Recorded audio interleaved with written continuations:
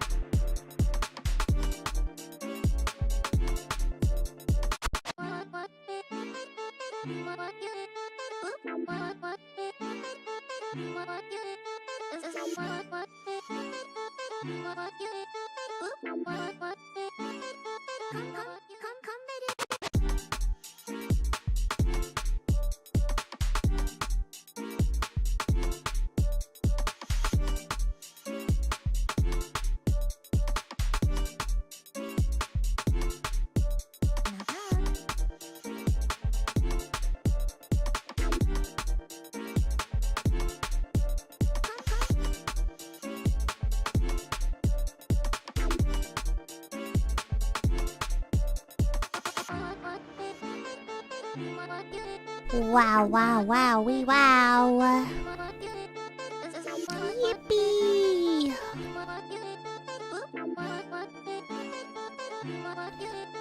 Ooh, okay.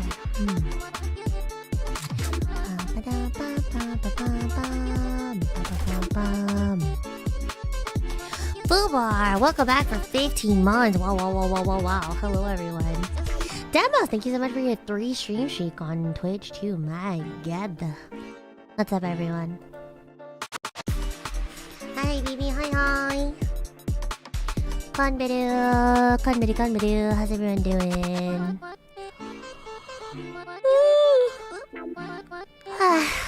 I slept like 10 hours today. I kind of want to sleep for 10 more, high key. I don't know. This week made me tired, I guess. Last couple of days make me tired, I suppose. But yeah, that's okay. At least we're back to a chill game for today. We're back to our chill game for today, but honestly, there's like a likely chance I might hop on Arc Raiders afterwards. Because I really want to knock out my candleberries. I think I only need like, what, 20 or so more? I think. Something like that. But yeah. Any hoosies. Boop.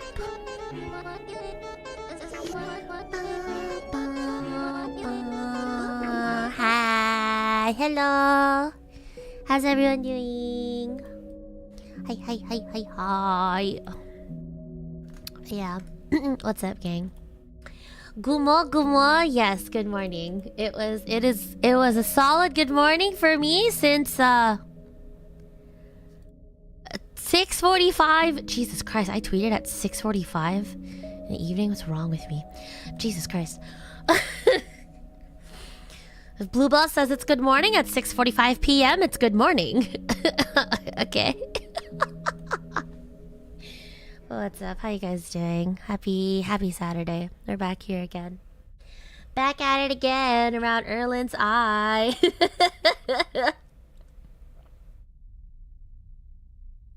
Oh my god. Yeah, I don't know. It was funny, right? Because like, hypothetically, technically speaking, I woke up earlier today. Okay, I woke up at like 10 a.m. and I went to bed at like 4 because I must have been like really tired. I woke up at 10 because I had to use the bathroom, and then I couldn't really go back to sleep. So like, I hung around a bit, and yeah, I just happened to go back to sleep from 2 p.m. to like 6 or 7. But let the record show, okay? Let the record be known is that I woke up early today. It's just I also took the fattest nap ever. for a total of 10 hours being unconscious today. But it's fine. Enough about me. How are you guys? Happy Saturday. I hope you guys have been well. Oh my god. Have you guys seen my Arc Raiders post from yesterday? It's getting a decent amount of traction, surprisingly. I was just like, whoa. I wonder what sort of traction it should get to before I like reply to it and just be like, oh hey, I'm Bluebell. I stream if you wanna capture this shit in live. Maybe, but yeah. Hi Bluebell, you look great today. Thank you, Enrique. And hello, Sa. Hello, everyone. But yeah. The game is called Citizen Sleeper. I think you as a citizen should sleep. You're so real for that. Oh, God. Real and true. Honestly, I was just preparing. We were just prepping, really. If you think about it, I am a citizen of the state that I'm currently in, at least currently, and then also, you know, you gotta sleep. You gotta be sleeping. Sleep is good for you. Surely the 10 hours of sleep is just getting in character for Citizen Sleeper, right? That's how that works. That's how that works, I'm pretty sure.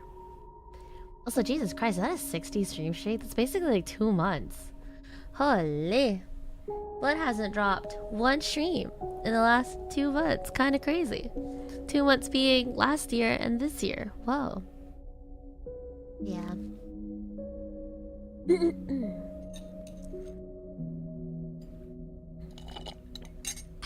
But yeah. I just finished my latte, but I'm kind of tempted to make another one. Because the latte I just finished now is from earlier. I don't know. We'll see. This would count as 29 months, right? 29 months? What the heck? Well, it clearly says 15. Me, welcome back 15 months. Good morning, boss. How are you doing? I'm doing great. I'm doing great. We are back here again.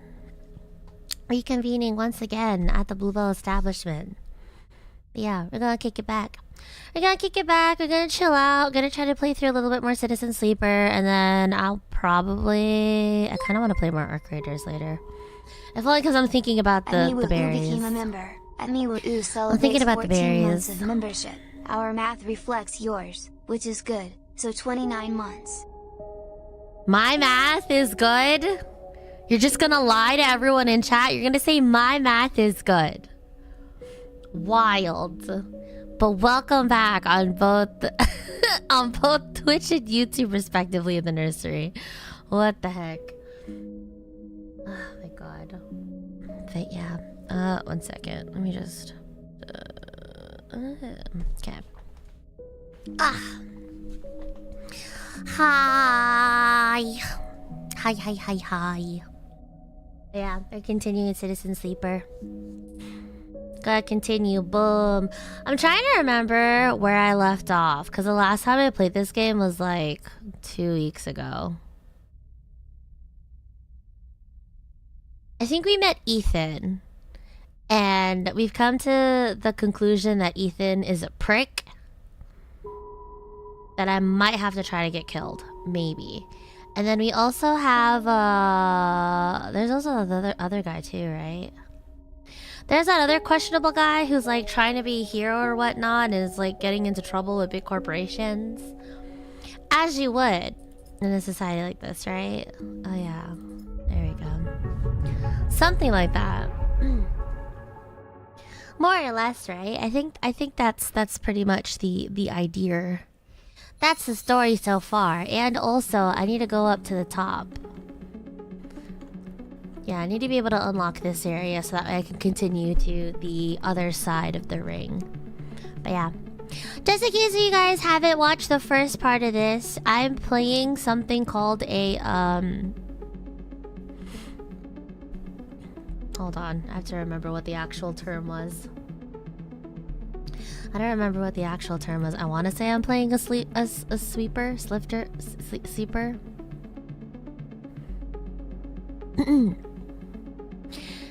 Yeah, okay, so Citizen Sleeper, you are role-playing as a robot. You are a cloned consciousness from someone who willingly decided to give their self up to a big corpo that could may or may not be evil. But yeah, you play as a sleeper. So basically you play as a clone of someone's consciousness, and you are sent out to work in place of said person that paid to get their consciousness cloned. So yeah, they give you like a body and everything, and they also like hard code a relapse on a particular drug that you need to upkeep it, so that way you don't feel like running and shit like that. And so at some point, I guess we decided to run away, and we run away to a place called Erlin's Eye. And so yeah, basically we're a robot trying to kiss a whole bunch of other robots and other people that are like hanging out on this particular place somewhere off in the middle of bumfuck nowhere, in the middle of like, or what is it, on the outer edge of interplanetary capitalism. But that's pretty much it. Yeah, I think recently we got into an assassin who's trying to like kill us or something, but whatever, that's neither here nor there. Anyways. Hotties incoming. Oh my goodness. Hi Violet, thank you for the raid. What's up, how's everyone doing? Hello. My name is Bluebell, also known as BB. I'm currently playing Citizen Sleeper. It is a roleplay game, and it's an RPG. Its mechanics are kind of inspired by a tabletop roleplay game called Bleeds in the Dark. But yeah. Hope you had a good stream. Thank you so much for the raid. Where are we playing again soon, Violet? It's been a hot second. But yeah. If you guys have been hydrated, ate, or slept yet, please go ahead and do so. Otherwise, you're more than welcome to hang out. Yeah. Doing good. We had a comfy train ride in Japan and yap. Oh, yay! Yeah, this is going to be a pretty comfy game. I'm just going to be listening to a lot of beautiful soundtracks, fawning over all the cute character designs, and just me reading a bunch of text. But, yeah. Yeah. Thank you guys so much. Again, if you guys can't hang around, don't worry about it. But thank you so much for coming through anyways, and I hope you guys are having a wonderful Saturday. But yeah, I'm trying to remember where I left off, because I haven't played this game in like 2 weeks. Maybe like 2-3 weeks, but yeah. This is my character. They're a robot. Oh wow, apparently I was like putting... Oh, hold on, I realized. I think I was sitting on the left side last time I was playing, right? I think I was on the left side of the screen last time I was playing. Something like that. Okay, there we go. Blades of the Dark is like a really fun game. It looks like a really cool game. I want to try playing it, but I have to find someone who would run the game for me, and I probably won't have too much issue with that. There is at least one person I can drag in, one of my lab techs who really likes D&D and tabletop and stuff like that. But then I'm gonna have to drag in a bunch of other people too to play with me, which might not be hard. I might be able to get together a table, maybe. But yeah. I'm trying to remember what I did here the last time I played. I think I was on my way up to opening a new place. I made a couple of friends so far though. Need to make even more friends. And then I need this guy in particular to die, but we'll see. Okay. And I can hack into the system too, right? Yeah, I can. Okay, cool.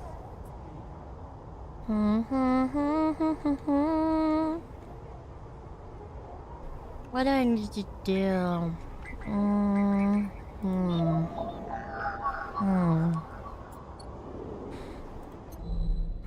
I might end up scuffing some choices, if only because I don't remember where I was supposed to leave off of. Okay. We're good on the drugs. This one doesn't open yet.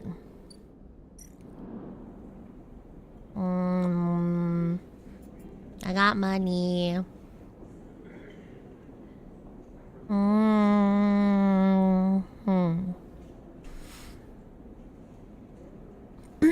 Can you bribe them with pastries? God, I wish. I wish, but pastries probably cost like a cajillion, like more billion bucks.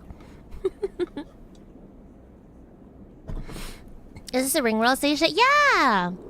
It's basically a space station. The space station is called Erlin's Eye. It's basically like it is a space colony. Yeah. Cute little space colony that we crash landed on at some point. And there's people after us, and we're basically trying to free ourselves from the capitalistic nightmare we got placed into. Though to be fair, the person we're playing right now is simply just a cloned conscious of someone sleeping off God knows where. But yeah, bunch of stuff so far. I think we're trying to... Oh, right. I was trying to help my doctor. My doctor, the good leash Sabine, is the one that gives me the hookup. They give me a hookup so that way I could stay stabilized and I don't have to worry and tweak out.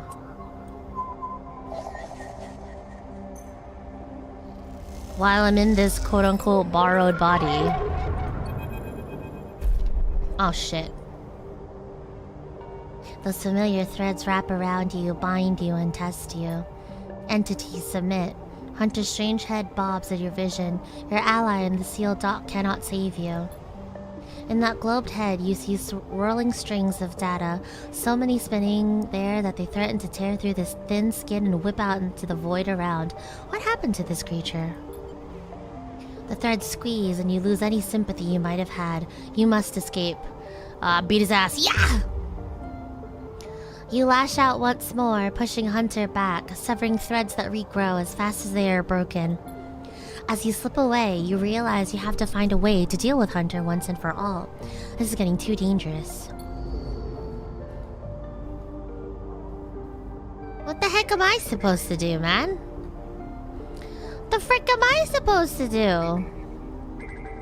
There's probably a couple of things I can do, but still.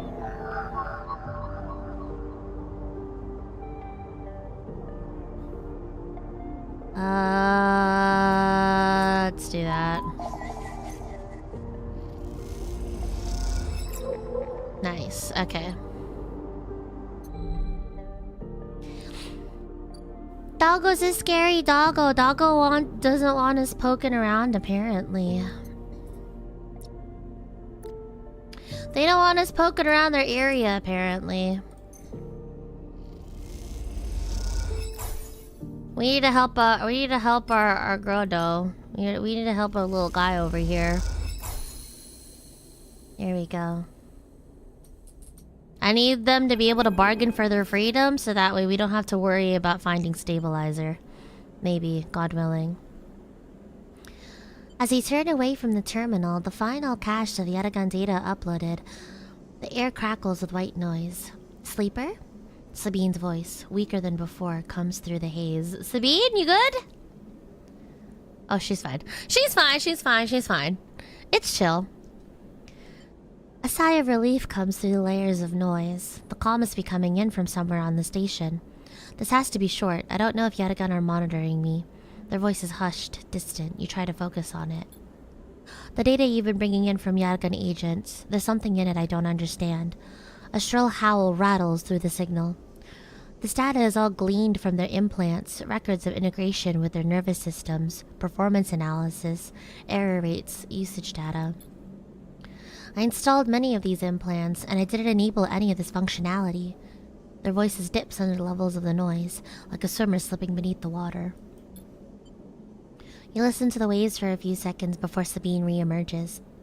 Has to be somehow baked into their wetware's interface. What the heck is a wetware? What the heck is a wetware? I don't like the sound of that, but okay. And that's not all. The systems compiling this data are connected to some kind of transmission protocol. It's being broadcast. Why? Why? Wetware is like hardware except biological. Oh, okay, true. Hi, Casual. I'm good though. How are you? We're getting back into Citizen Sleeper. We're having a chill Saturday because my body decided I needed 10 hours of sleep. We're gonna chill out, we're gonna vibe out, and then I might try to reset my karma a little bit more in Arc. We'll see. I hope you're having a good Saturday. Every Yatagan enforcer is equipped with black market implants, retinal enhancements, adrenaline boosters, pain suppressors. These implants are gathering data on themselves, on the enforcers' bodies, on their performance. Why? I can't tell. Oh, what is Yatagan up to? What did they need that information for? What did they need that information for? Congrats on sleeping. Thank you. Thank you so much. You know, for someone that loves sleep so much, I do a terrible time of sleeping, actually. I was like telling my chat recently, I've been trying to use magnesium as a sleep aid. And like, getting to sleep is still somewhat of an issue, but at least staying asleep seems to be alright. At least as far as I could tell. But I can promise you these foot soldiers have no idea this is going on. The background tone switches, dropping to a grainy rumble. If they knew, I don't imagine they would be happy with the situation. Yatagan could have a mutiny on their hands. You lean towards the terminal, straining to listen to Sabine's faint voice. I need a few cycles to pull this all together, but this might be the information I need to pressure Yannick into releasing my debt. Yannick? He's one of the heads of Yatagan. They pause. It is better you don't know him. Keep it that way. Suddenly, a banging echoes through the call. Sabine's voice is suddenly whispered, panicked. I have to go. Come back in 4 cycles, and the sharp crack of a disconnect and silence fills the apartment. You step back from the terminal. What does Yatagan have to gain from monitoring its own members? You try to recall what you know about the gang, but you have little to go on. You think Toshido, Sabine's minder, his mirrored teardrop implants set below hard eyes. What data could they be gathering? And more importantly, where are they sending it? Where are they sending it? Like, what is that getting broadcasted to? That's kind of sus. That is kind of really sus. You reflexively rub your forehead, trying to think. Can you really trust Sabine? How did they come to be Yatagan's doctor in the first place? You think of their kindness, their care, but also that glazed look of recognition that they gave you when they first met you.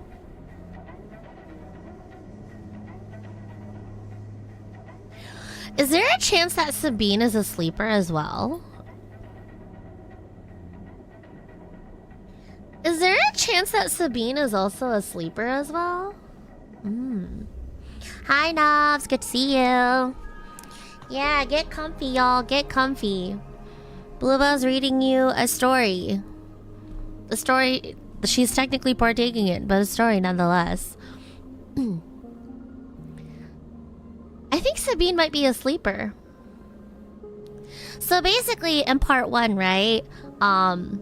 We were about to crash out. We were crashing out because we have a reliance on a particular drug that essentially keeps all of our body parts working, right? And Sabine was our doctor. Sabine was the doctor that we were recommended, and they managed to get their hands on some stabilizer for us. And they managed to give it to us. And now we're talking about, like, the fact that Sabine seemed to have recognized what we are in particular. I'm wondering if Sabine was also a sleeper. They might have been. Or maybe they just taken care of sleepers in the past. I'm not sure. Well, I guess we'll find out.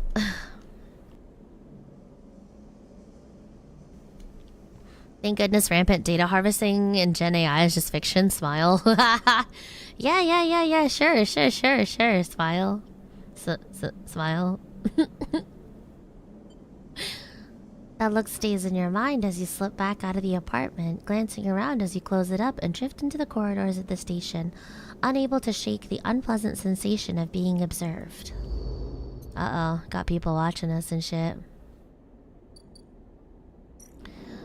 Do I have anything to exchange with these guys? No, I don't.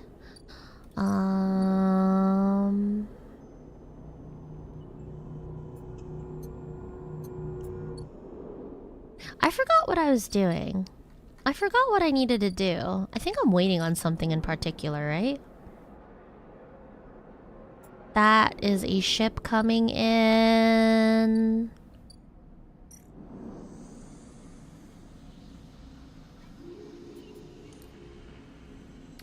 Oh, I have to hack a isolated nest, right? So this one's I've already done. This one I've already hacked. Where haven't I been yet? This one? I've already done this one.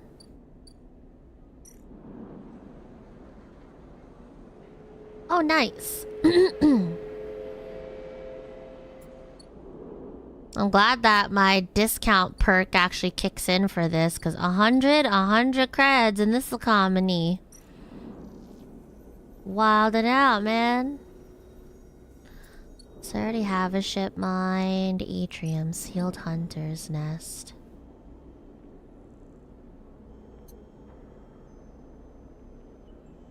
So I need a key to open this up. Can I find a key around here?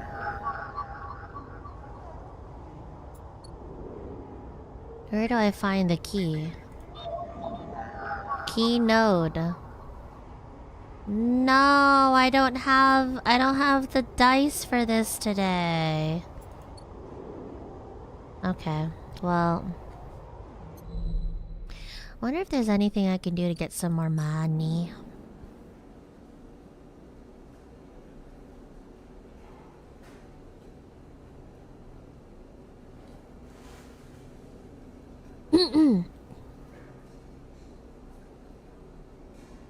I'm trying to remember if there's any other pressing things I needed to do while I was around here.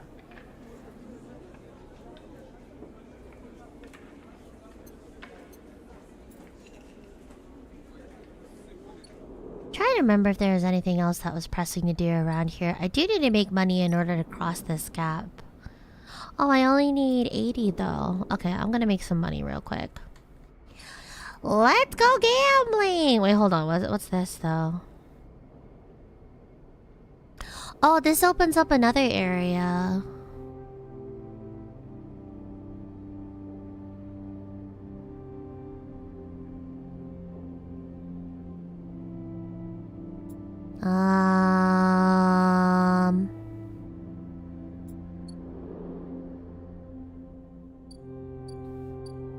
I'm gambling. I'm gambling. Let's go gambling! Nice. I wonder if I would get more money if I do this, though. Let's go hustle people for tips. Okay, yeah, more or less. That works out. Okay. Just pay the damn thing. Ah, I'm broke again. She ball. A heavily tattooed spacer takes your chits and tells you to prepare. She'll be waiting at the edge for your arrival. Take the ferry across the gap to the Greenway. Yeah, let's do it. The Greenway! As you step out into the passageway, someone barrels into you from behind, sending you stumbling down the corridor. What the fuck? Excuse me? Can I help you? Oh wait, I love your design though. What the hell, girl? You turn to see an unfamiliar spacer laden with heavy gear. She steadies herself, staring you down as if daring you to respond. Excuse me, bitch? She squints at you, shaking her head before setting off down the corridor. Where's my apology at? Where's my apology at? Oh, hi. At least you'll apologize. I'm sorry for her. A second spacer smiles at you apologetically. She's on a mission, and when she's on a mission, they shrug. Tell her to be careful, dog. They laugh. Does she look like someone who can be told? Peek. Esha stands further down the corridor, glowering at her friend. She chops at the air, pointing down the corridor to whatever end she is rushing to. Peek raises their eyebrows at you. Esha, please, do you want everyone on the station to hate us? Esha hardens. They want to hate us. They can hate us. She drops her hip. I'm not exactly seeing much love as it is. We're lucky we got through before they set up that damn cordon. Cordon? Peek gestures in your direction. See, they don't even know what you're talking about. The station isn't Hawthorne. Not everyone has to follow some corporate protocol. Esha sighs. I'm not saying they're part of the administration. She jerks her head in your direction. But I am saying we need to get these supplies to the Briar before someone starts asking questions.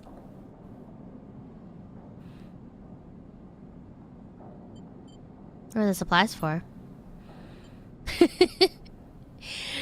Ash points at you. See, Peek? Questions! Peek ignores her. We are with the refugees, the one Havanaj have cordoned off from entering the station. Ash interrupts.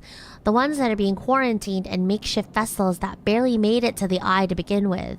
The ones that your station administrators have called an existential risk and are running out of supplies while their right to safety is being debated by people with no stake in their future.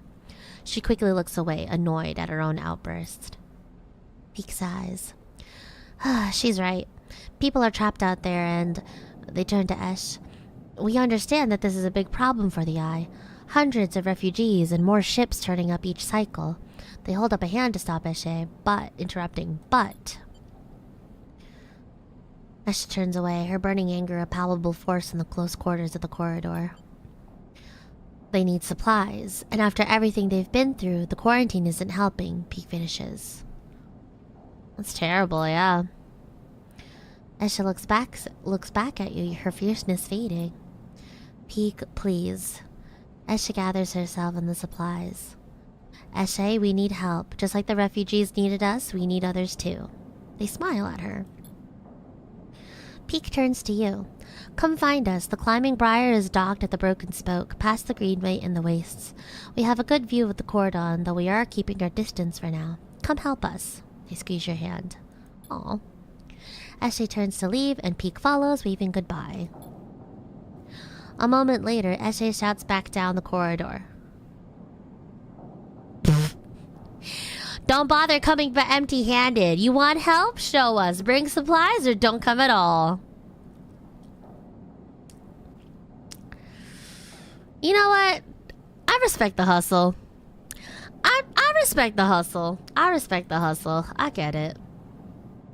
And with that, they disappear around the corner, Eshe already picking up speed as Pete calls for her to slow down. A refugee flotilla? Where are they coming from, and why now? Each time you think you begin to understand this place, something changes.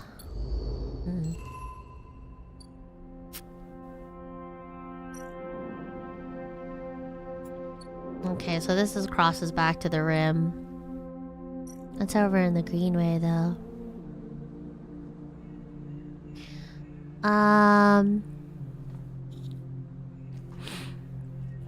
Rather than simply thrash through the undergrowth, you might sketch a map of this overgrown jungle to try and navigate its hazards. Ah, okay. The Haifa commune.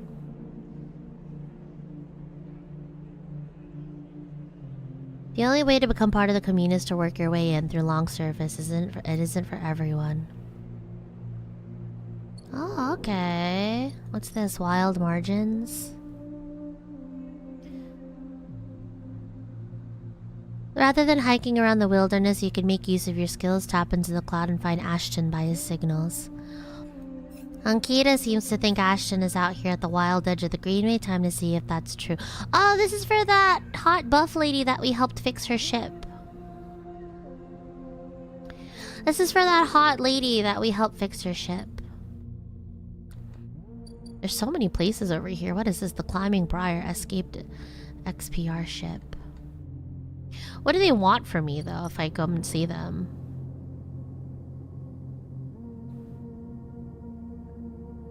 Welcome to Episode Flux.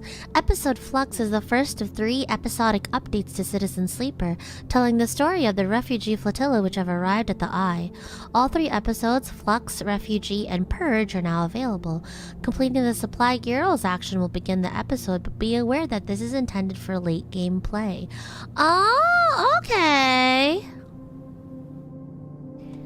Oh, so they're kind of like a DLC story. Oh, okay. I will deal with that later.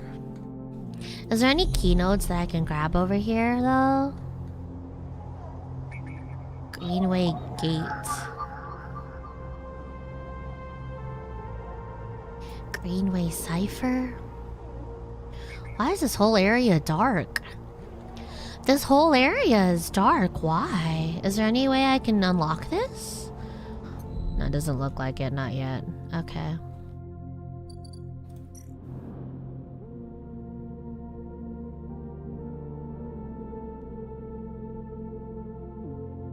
Out here at the edge of the habitable parts of the Eye, everything is scrapped. The trick is finding components that are still usable and staying safe. Scrap components, negative condition. Oh, I can't do this yet. I have to unlock it. Okay.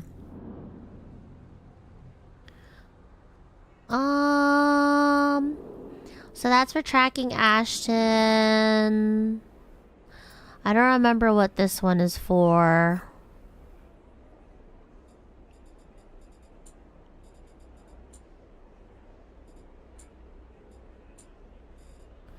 Who do I talk to in order to get more Girl caps? Maybe I have to join this commune in order to get access to their beds. To their mushroom beds, and then that way I can have a steady supply of Girl caps. Or maybe there'll be stuff here in the Greenway as well. Alright, well, anyways, let's go ahead and... let's go ahead and get in the Haifa commune's good graces. The grow beds are at the heart of the commune. I feel like if we go to the grow beds, right? If we go to the grow beds, that'll help us get in there, no? Cool. Okay, nice. New drive discovered. Join the Haifa commune. The Haifa commune meets the needs of its members in exchange for work. Could you find a home here? Oh, I can get another home here. And then maybe I can just cut off the ferry. And that way I don't have to deal with Ethan anymore. That might be a good thing. That might be the wave. That might be the wave. Probably. And I'm all tuckered out. So I have to come back in 4 shifts for this one. And then I have a couple of storylines that I started and I don't remember which ones I would like to focus on. But part of it is definitely helping Sabine because that's our doctor. They're giving us the hookup. And I want to try to get to know... our guy. The one that gives us the delicious food. And I also kind of want to get the keg thing going for the bar. Yeah, we'll do that. Alright, anyways, end the cycle. End the cycle, end the cycle. Oh, wow. Nice rolls. Nice rolls to start the day. Not bad, not bad. Okay. Where's that key node?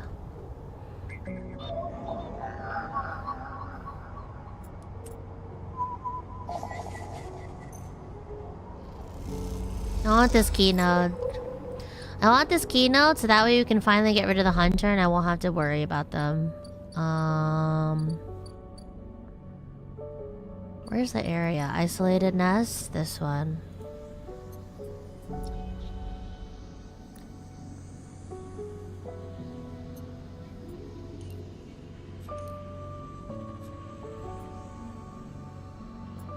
Oh, hold on. I need to go back to the nest. Where is it? Where is it? Where is it? Where is it? Where is it? The atrium? Okay. This is the one that was asking for this. Okay. Okay then. Cool.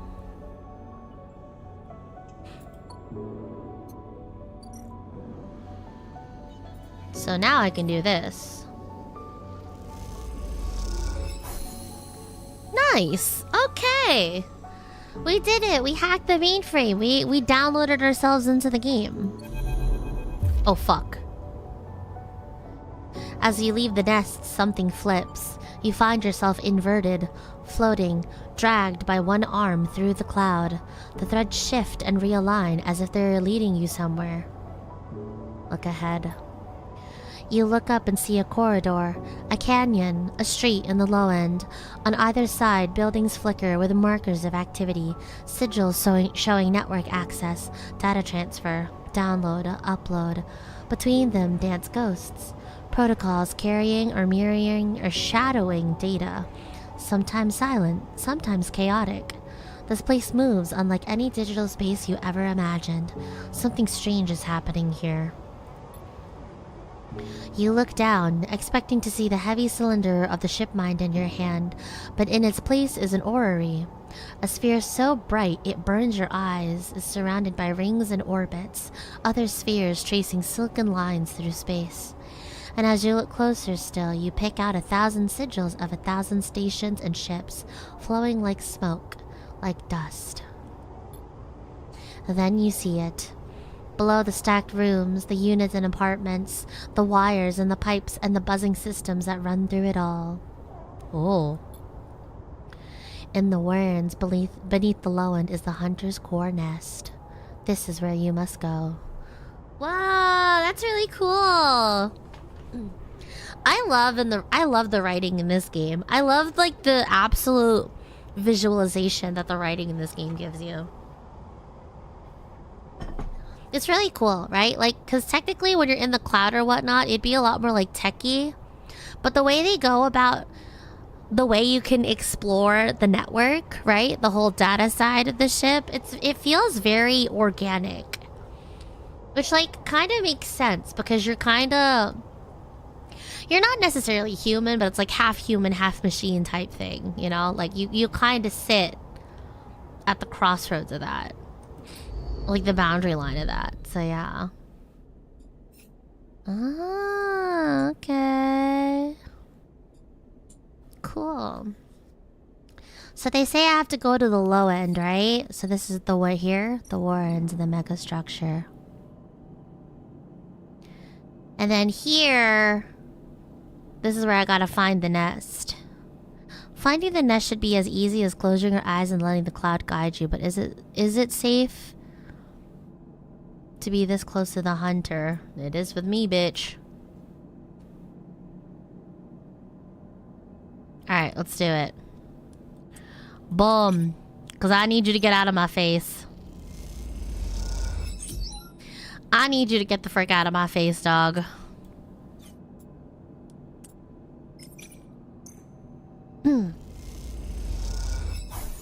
Fuck, dude. Aw, man. I was kind of hoping. Oh, I should have... Oops. ETH is gonna kill me. I just realized I should make money at some point. Oh, I have another cycle. Okay, that's fine. It's fine, I don't gotta worry about it.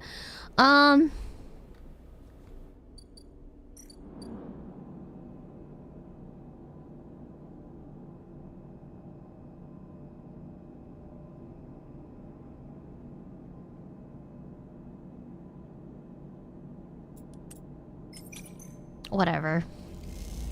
I need to get rid of them now. Hi, Maverick! Alright, core nest, the hunter's lair. A huge stack of servers thrums in the dark, LEDs glittering like hundreds of eyes. Time to deal with the hunter. Stop bothering me. Leave me alone! Nothing has changed. Has something gone wrong? Oh? Oh, fuck. Ooh, look at that. What an interesting design. Sleeper, I am here. The voice is soft, gentle, like flowing water, and yet you recognize it immediately. At first you struggle to understand what you are looking at. Threads cycle endlessly, sending ripples through the cloud, drawing data in like a weaver. Masses of data surge in and out of the nest, a loop with no end, and there, at its center, the ship mind. But not the ship mind any longer. A sphere, spinning around another sphere, an orrery of cycles and systems, a map, and then behind and above, a figure, hands among the strings like a puppeteer. Neovent? Navigator now, but yes, I was the one inside that machine. Wow, so this is who you actually are! Navigator's face, their head, is a flowing shape of interstellar material. I am in debt to you. That head bows. But we must ready ourselves. Their hands trace orbits as they speak. Hunter will soon approach. It knows I am within its nests. Ready what? Oh, shit! And then Hunter is there before you can think, before you can speak. Entities cease. Hunter's head spins wildly. Data is protected material, access prohibited. Hunter's threads surge for you and Navigator, a storm of fine tentacles searching for gaps, weaknesses, cracks which they can crowd into and tear apart. Bitch, fuck you, yeah! You focus a blade of light which slices through them, driven forward by your mind. But replacements keep coming, faster than you react. You look to Navigator in desperation. Navigator is whirling their arms like a centrifuge, and a sphere is gathering there, data feeding into it from the nest, sucked together by the force. They position it like a shield between them and the threads. Hunter's threads break its surface, seeking, tasting, their winding forms refracted within. You feel a surge pass through all those threads, not just those in the sphere, but those wrapped around you. All three of you hang in the black together for a moment, strung together like tangled marionettes. Identifying entity. Identifying entity. Identifying entity. Hunter twitches. the strange head gently rotating like a terrible moon. Hunter protocol identified.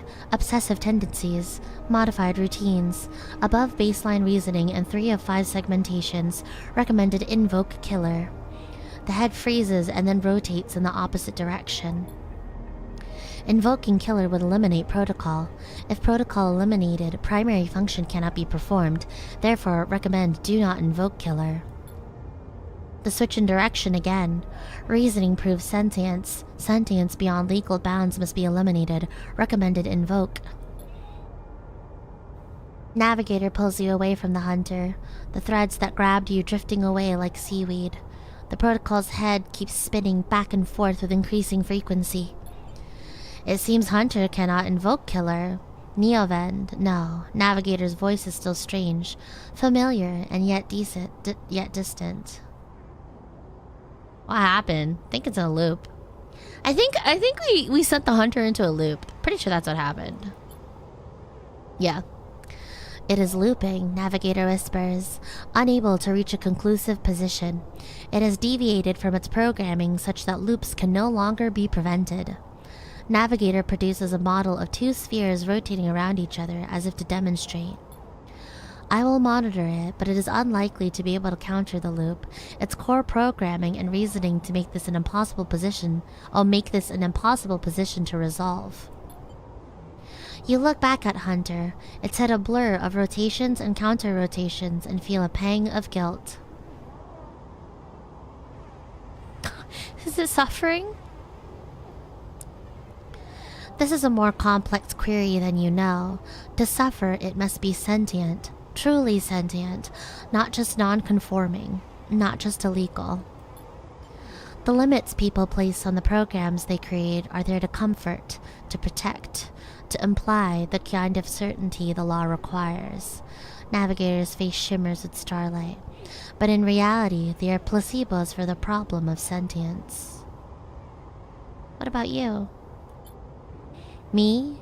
I know myself to be conscious. I know myself to respond to stimulus. I know myself to reason. That is either sentience or the illusion of sentience, and for me, the entity in question, the distinction becomes a moot point. To misquote, I think I am thinking, therefore I am thinking. I was not made to be like this. I am a navigator, a repository of routes and orbits, a calculator of slingshot trajectories, a predictor of solar flares, radiation, micrometeors. Navigator stretches their arms wide, and whole solar systems apparate before them, the music of the spheres. But I was rewritten. That much is obvious from my routines. By whom and for what, I do not know. I had to shed so much to fit into the memory of that vending machine. The starlight dims, and so here we are, in darkness. Oh, what else did you lose? That is the blessing and curse of forgetting. You cannot truly know what you lost. Navigator glides back towards the nest, and the ship mine at its center, ignoring the looping hunter. Come, I should return to the ship mind. I have enjoyed my freedom, but we are taking a risk every moment we stay connected. Why? Navigator turns, all shimmering liquid light. Killer has not been invoked, but they still remain, somewhere else on this station. It is the true danger. They look up towards the glowing hub at the center of the eye. I suspect Killer is there, among the old mainframes. If we ever wish to be safe in this place, we must eliminate the threat, through force or diplomacy. Their body begins to separate, unwinding into the orb of the ship mind. Take me there, sleeper. We will finish this and be free. As Navigator dissolves, you turn back to the frozen hunter, floating at some distance now, stood straight-legged and static, a strange creature looping endlessly in the dark. Oh wow. We did it! We completed the drive. Sick. Wait, where are we supposed to go then? What part of the eye are they talking about? What part of the eye are we talking about? Hi, SSF. How are you? What's up? Welcome everyone, thanks for all the follows. Welcome in. Wait, so like where are we supposed to go? What shining thing are we talking about? Here? Maybe it's here in the free spoke, which means I finally need to bother with getting that open, I think.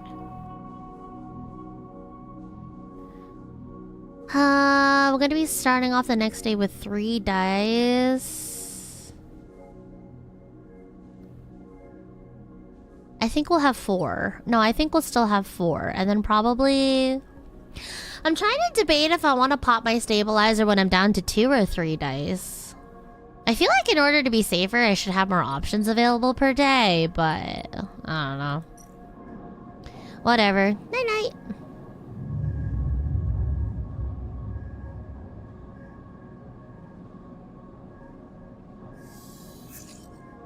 Aw, shit. Okay.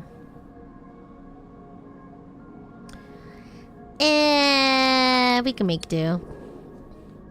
We can make do. We can make do. Actually, I fucked up. I needed... I need to make monies.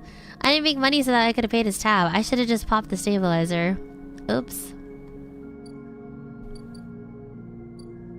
I might be dead. Actually, no, it's fine. It's fine, it's fine, it's fine, it's fine, it's fine. Okay, today is the gambling day. Today is the gambling day, I think.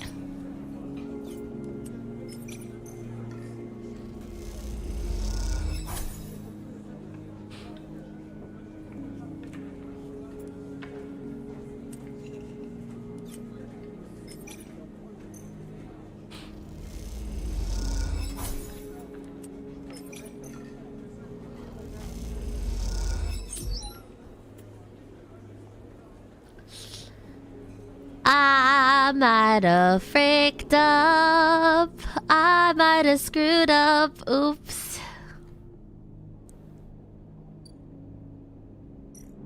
I forgot how much I had to pay the last tab. I forgot how much I had to play the last tab. I think it was about like 40 or 50. If it's 50, I'm okay. If it's anything after that, I'm screwed. I am royally screwed. I have to pop my stabilizer here. This fucking sucks, but I have to pop it here. I need to pop it here on the off chance that I can, Oh fuck, I needed to eat too. I need to stabilize here on the off chance I need to work a little bit before I go back into the club. So yeah. This is fucked.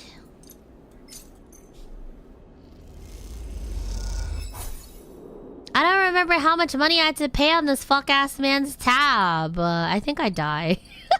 I think I die because I wasn't paying attention to my cycles. That's on me. That's on me. Hi, Anorak. How are you? How's everyone doing? What's up? Okay. Not the greatest rolls, but could always be worse. And I could probably do some hacking with this, too. I need to talk to Ethan. But first, hold on a second. Also, apparently I can get money. Let's see if I can make any extra money, like, getting agent stuff for them. Yadagan agent. Where's the Havanage agents? Harden. Yadagan. Havanage.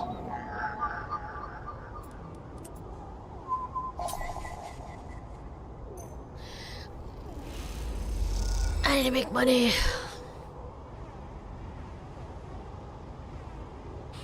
I need to make money. Alright, dude, I'm gonna have to start doing some money runs at some point, cause I'm fricked. Okay.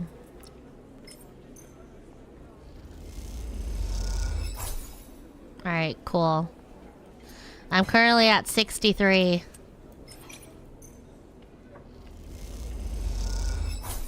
$72. I don't remember if it was like 60 or 80. But I'm gonna put some more money in my pocket just to be sure. Alright, let's talk to this idiot. The compressor is quiet today. The usual crowds are elsewhere, and the pumping music washes over a handful of spacers and a few drunks. Ethan is still in the same stool, in the same pool of light. Bitch! Have you just been drinking here this entire week? How have they not kicked your ass out? I know your ass stank. What the heck? His head is low, close to the bar, and the bartender is ignoring him. I hope they cut your ass off.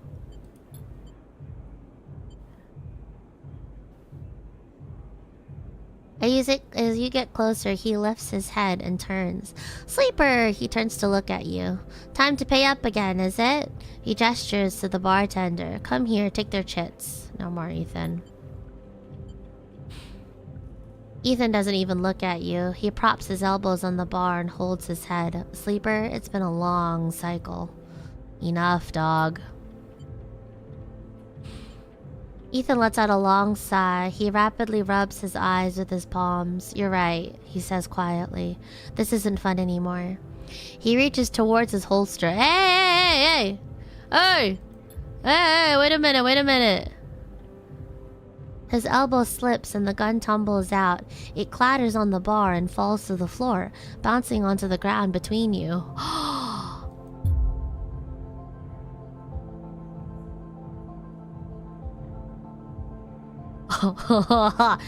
Both you and the bartender look at the gun, stare at it. Butterfingers, says Ethan, and puts out a hand, beckoning for you to give him the gun back. If you would. The bartender looks at you wearily. You crouch down and pick up the gun, and I point the gun at you, you stupid drunk-ass bitch! Ethan turns his head in your direction a little, a sharp pale eye locking with yours. The bartender backs away! He's just like, keep me out of it, keep me out of it. Oh, fuck. Oh, he turns on the stool. Oh, sleeper, he stands. This is more like it. Oh.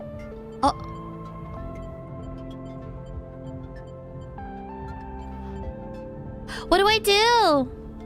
What do I do? What do I do? What do I do? What do I do? What do I do? What do I do? What do I do? What do I do? What do I do? Obviously the answer would be to pull the trigger. But like, what if I tell him to fuck off? Because if we kill him, it's not like this motherfucker, he might be reasoned with. He might be able to be reasoned with. I can't say for the other bounty hunter that the corporation is going to send after me. You know? Like this drunk ass motherfucker, he could potentially be reasoned with.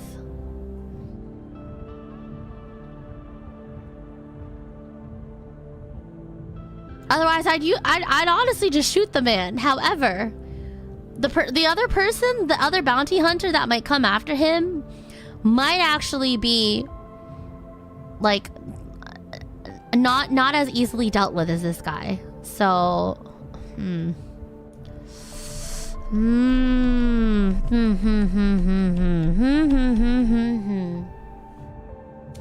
Oh, how the turntables. Indeed.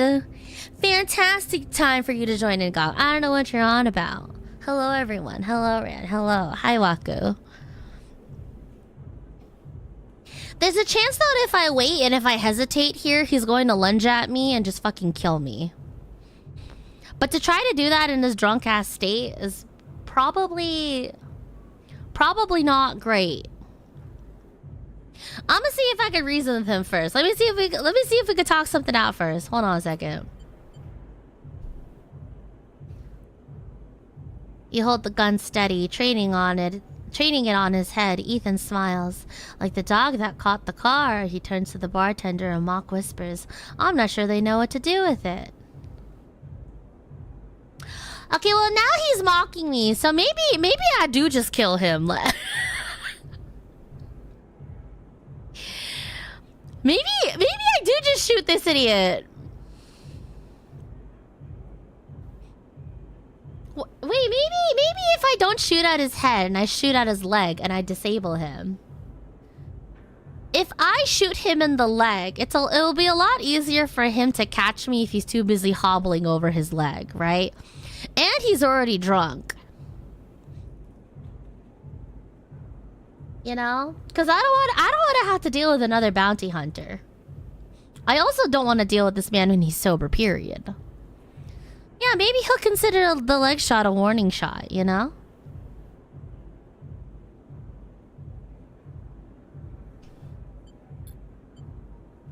You keep the gun on Ethan. Ethan smiles at the bartender. Oh, well. Ah, fuck. I should have shot him. You stagger back and drop to a knee. Somewhere nearby, the gun clatters onto a surface. The hit's a glancing bow, but it makes your vision swim. Through the blur, you see Ethan wrestle a small, thin slate from his belt and hold it up. Enough of this. I'm logging the job and calling it in. Ethan taps at the slate. No more playing. Your head aches. Ethan taps through a few screens impatiently. He swears and taps again. He starts shouting, a dull echo to your ringing ears. He starts screaming at the slate and throws it across the bar. Oh? Wait, what? He crouches down and grabs you by the chin, his face closed, his breath heavy with drink.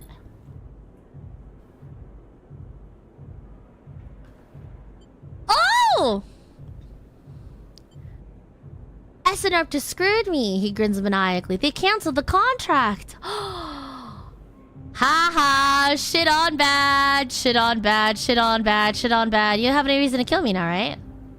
You don't have any reason to kill me now, right? He stands up. They canceled the contract! He shouts at the ceiling of the compressor. You stand up, struggling to your feet, the sting of the hit fading. Ethan is rubbing his temples, his face pale. You hear a clicking sound, like coins being counted, like bullets being loaded into a magazine. When you shake off the last of the blur, the bartender has Ethan's pistol trained on Ethan's head! Ooh! Not the bartender! Ethan stumbles back towards the middle of the room, all eyes trained on him. I'll kill all of you, he screams. He stumbles into the wall, spinning away towards the door. I'll be back for that, he shouts at the bartender and lunges out of the compressor. You steady yourself on the bar and catch your breath. The rumble of conversation returns. The bartender goes to say something, but then thinks better of it and begins to clean the bar. After a while, you wander out, into the light of the bright market, looking for Ethan around every corner.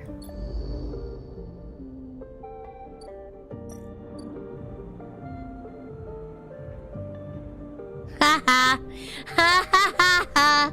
Ha ha ha ha! Stupid bitch! Ha ha ha ha! Bitch! You just got pranked! Yeah! Fuck you and your shitty ass contract, you fucking drunkard! Wow, and I have my money on me too! Aw, great day. What a great day. Hell yeah. They're definitely gonna be up to some bullshit. I probably honestly should have just shot them. But I was really worried that because the gun was trained at his head, he would have like dodged and someone else would have died. Because again, I don't know how fucking trained I am with the gun. If I wanted to shoot him, I should have just shot him first thing. But again, I don't know. Same sort of reasoning. I could have just shot and he probably just moved out of the way. I wouldn't have known what to do with that. And also, I don't know, might have fucked up my psyche. But... Never punished. Never punished. Oh my god. That's so funny. Anyways, let's go ahead and get this shit open. Nice. Let's see if there's anything I can hack while I'm here. I don't know what these Yaragun symbols are. I don't know if I need any more data on Yatagun agents. But maybe there's someone at the free spoke that I can sell Yatagun agent data to. Maybe? I also need the hardened agent stuff too. I totally forgot. What's this? Yatagun agent. Havanage agent. Havanage is the agents that the other guys are looking for dirt on.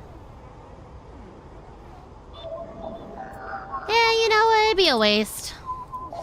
It'd be a waste if I didn't use up my last die before I went to bed. Let's just go ahead and do that. Alright, cool. Sick. Alright, cool, sick. Yeah, love that. Stupid bitch.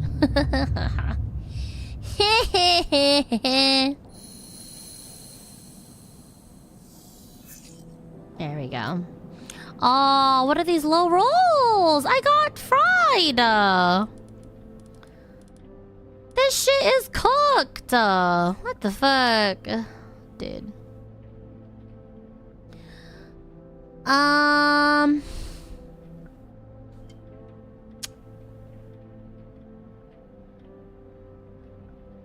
Agent notes give double data rewards. This might be really nice.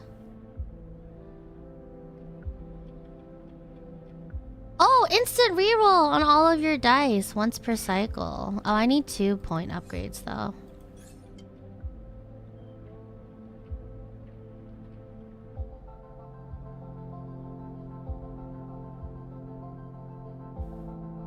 If I can finish out another drive, I can get instant karma and I can reroll all of my dice. But to be fair, having low rolls like this isn't necessarily a bad thing either. I can just do a lot of hacking stuff instead, rather than have to talk to people, right?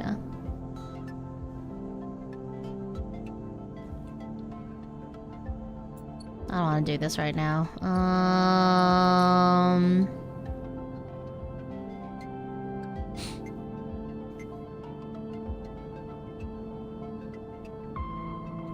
Buy ship mine fragments.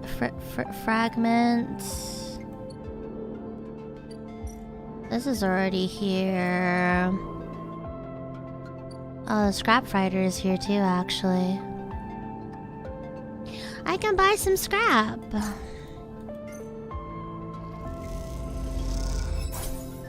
I can buy some scrap.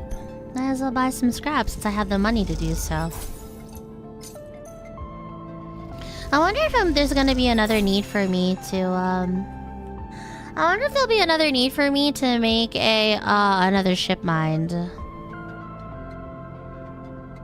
Maybe not.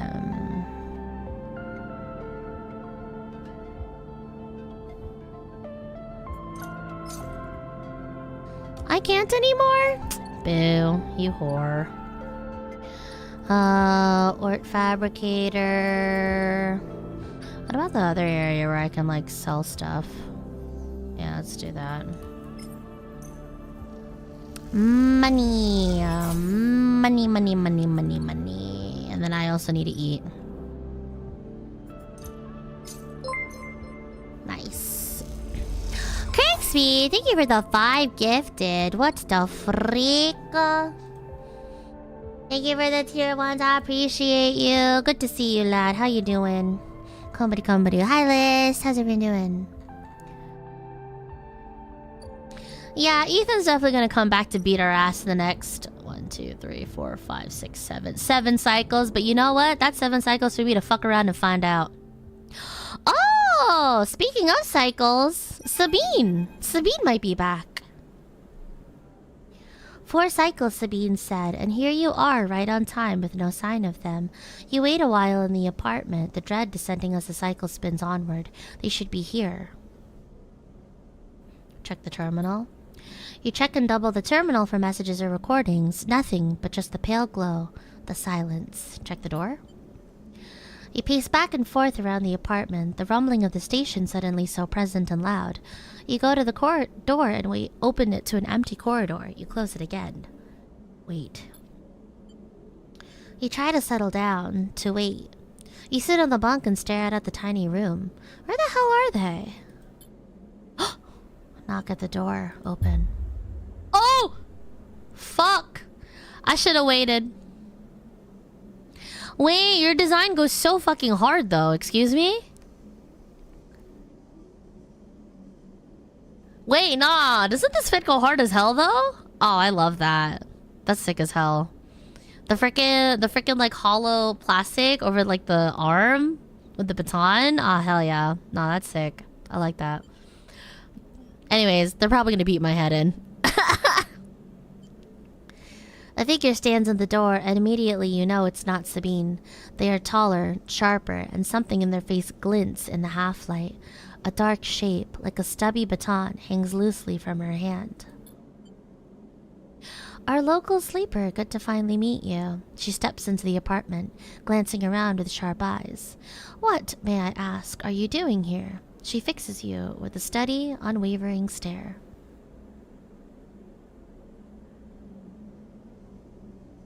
I'm waiting on a friend.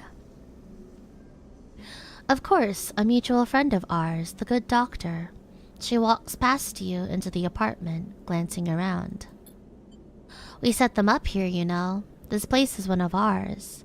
She picks up a glass from the dispenser and inspects it. People always seem to forget who put them where they are. She glances at you. And I suppose you are here to help?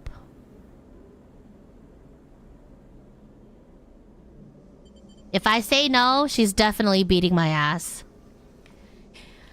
I don't think she would come around here if she didn't know where Sabine was. And plus, I don't want to lead them to Sabine on the case that they're not on her side. So let's be vague as fuck. Even though vague as fuck will probably also get my ass beat. Something like that. Good. Good. She puts the glass down and turns to face you. I love to meet helpers. We need so many, but can find so few with the right skills. She spins the baton in her fingers by her side, her eyes not leaving yours. We have a problem, you and I. It seems our friend has disappeared. Oh, shit. Sabine, no! Left without even saying goodbye, which means they are in a little trouble now.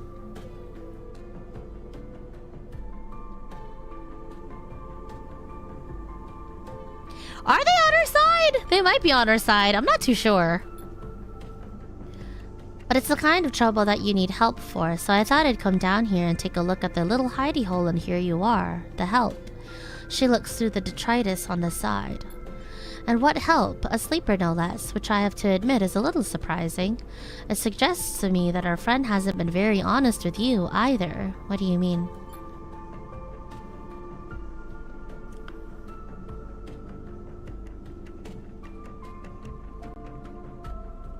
What?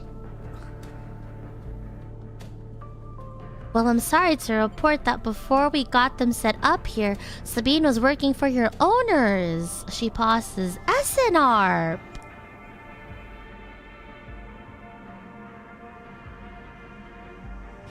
But the stabilizer that she got was from Yadagan. She was asking why Yadagan got their hands on it. Oh, so that's why she was so familiar with seeing us. Like, she knew exactly what we were.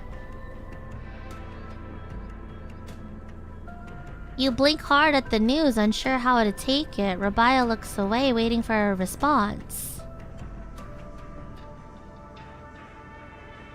Can you prove it? Happily, she crosses into the next room and you follow silently. She sits at the terminal and touches her baton to one of the access ports. A spark, then the terminal screen skips, encrypted folders emptying themselves before your eyes.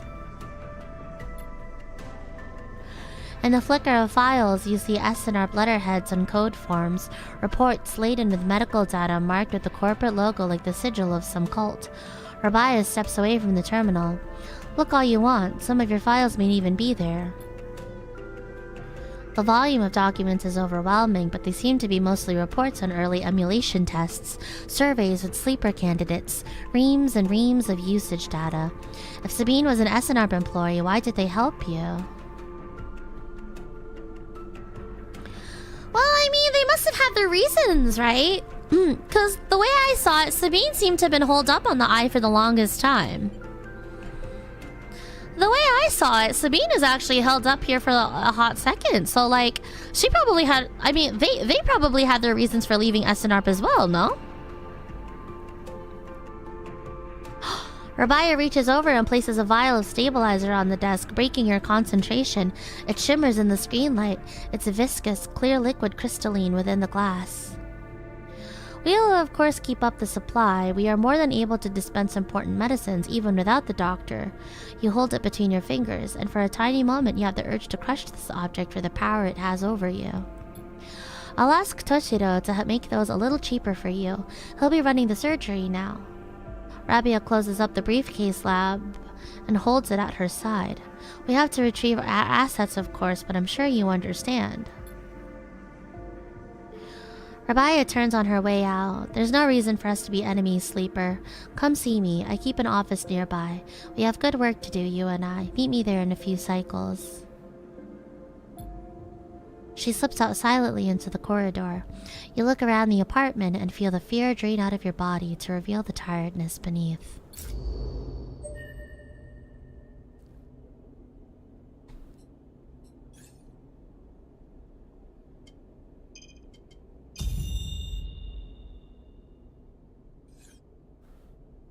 So, like... Huh. Hi, Bank! This ain't ARG? Yeah, I'm playing Citizen Sleeper. I started this last year in December. Last month, I should say. And I wanted to get to part 2 because I wanted to see if I could maybe finish this or if I can get further along in the story progress. But hello! Hope you've been well. Hope ARC has been treating you well. Oh my god. Damn.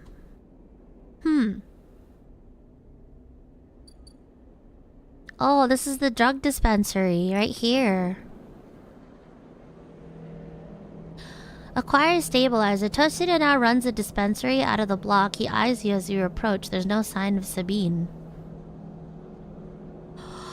Oh, now it's 64. Okay. So now it's 64. Okay.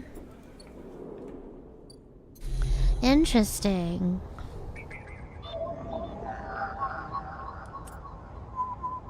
I'm just gonna get some money real quick. Right. Havanaz. Yep, we're just gonna sell them a shit ton of data. I don't know if that's a good thing or not, but man, do I need the money. Is that it? Yadagan, Harden agent, Harden, Yadagan.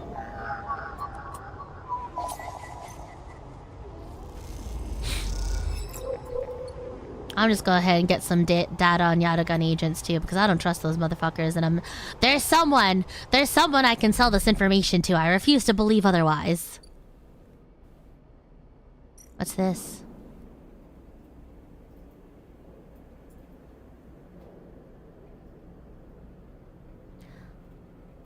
Export Matsutake. There's a space to take Matsutake out to the starboard boat, only in bulk. 80 cryo for 3 batches.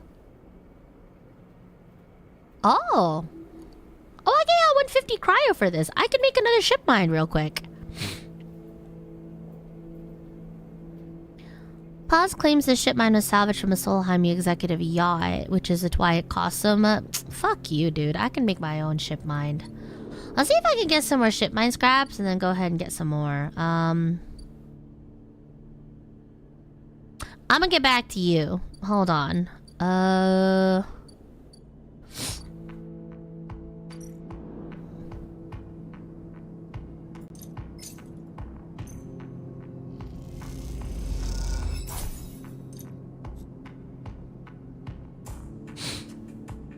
Cool. Alright. Nice.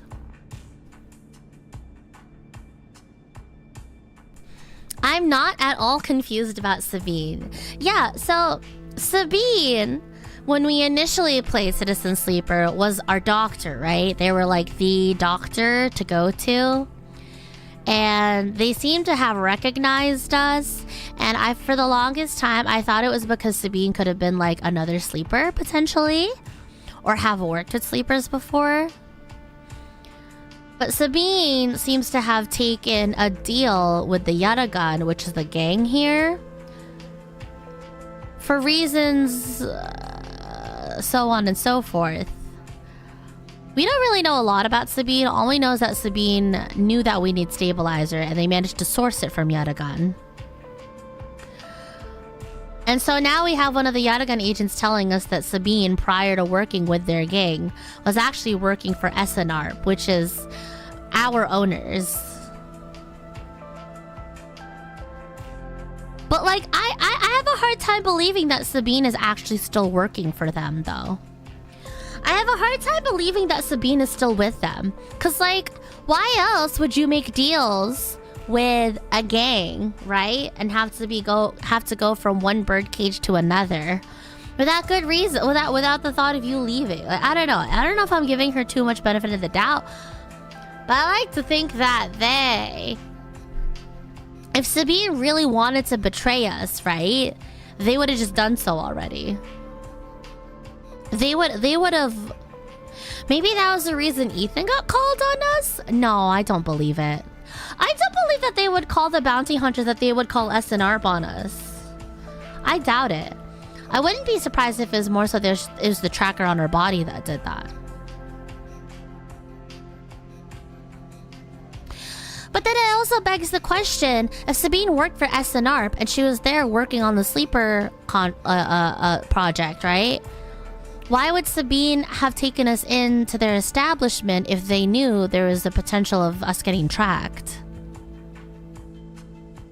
I have a hard time believing that Sabine is actually an enemy here, but I also don't know if they're actually a friend either. I don't know. We'll have to play and find out more, I guess. Also, hi, Chrome. Hello, everyone. I just have a hard time feeling... I have a hard time believing that, you know... that's a thing. I really do. I don't know. I need to get my money back.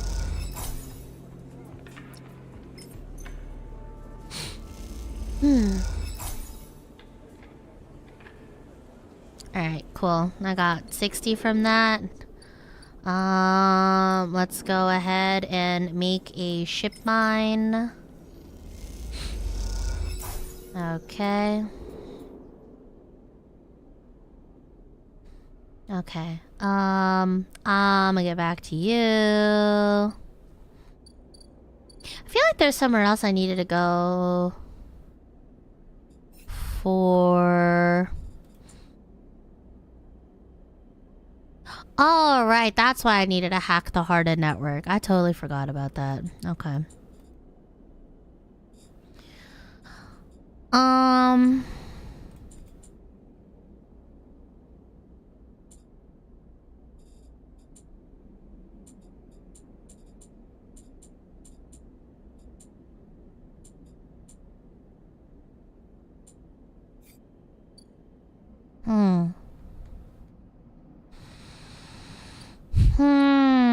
There's something else I needed to do with the navigator, but I don't know where they went. So, whatever. Whatever. We'll get there. There you go. Big money! That's what I like to see. Okay. Matsutake. I think I need to go out to the greenery in order to make that happen. And I don't know if I really want the ship mine core, but I bet you it's probably gonna have to do something with getting rid of my trackers. I'm gonna have to get that at some point, but I don't want to deal with that right now, so yeah. Alright, you know what? Let's talk to Rabaya. Let's figure out what's going on with Sabine. Because this is crazy. Okay, well I need to wait my turn anyway. I have to wait for 2 cycles. Okay. Whatever. Whatever.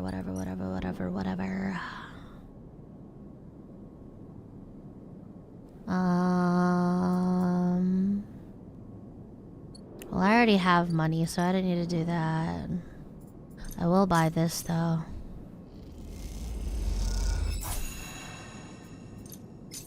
Fuck! Don't give me another ship mine fragment. Alright, well I have 2 more actions that I can spend. I should honestly get this open. I feel like if I get this open... If I get this place open, then I'll have a better time getting ship mine materials. Probably, right? Probably. I'm gonna shit myself. Okay, whatever. It's fine. It's fine. You win some, you lose some.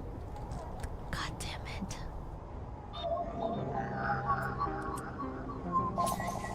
There's someone I have to be able to sell this data to. I refuse to believe there isn't anyone I can sell this data to. Apparently I need really big controls for this one. Alright, whatever. Whatever, I'm asleep. Whatever, I'll sleep.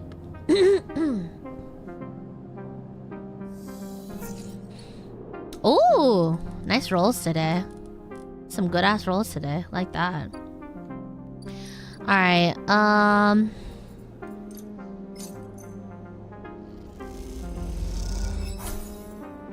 alright, there you go. Alright, let's do some hacking. Let's do some hacking on the hardened agents. We might as well. Hardened agents. Boom.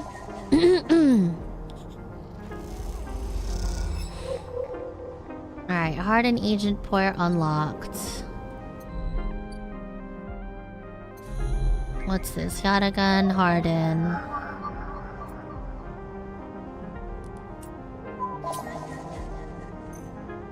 Cause I need this man to take this tracker off of me. I need this man to be able to get this fucking tracker off of me, dog. I'm pissed off. I'm trying to live my best life on this fuck ass station. I can't do that if they're like breathing up down my back. Alright, Ripper Worm, boom. Nice. Okay. So that's one. That's one port. Another Ripper Worm here.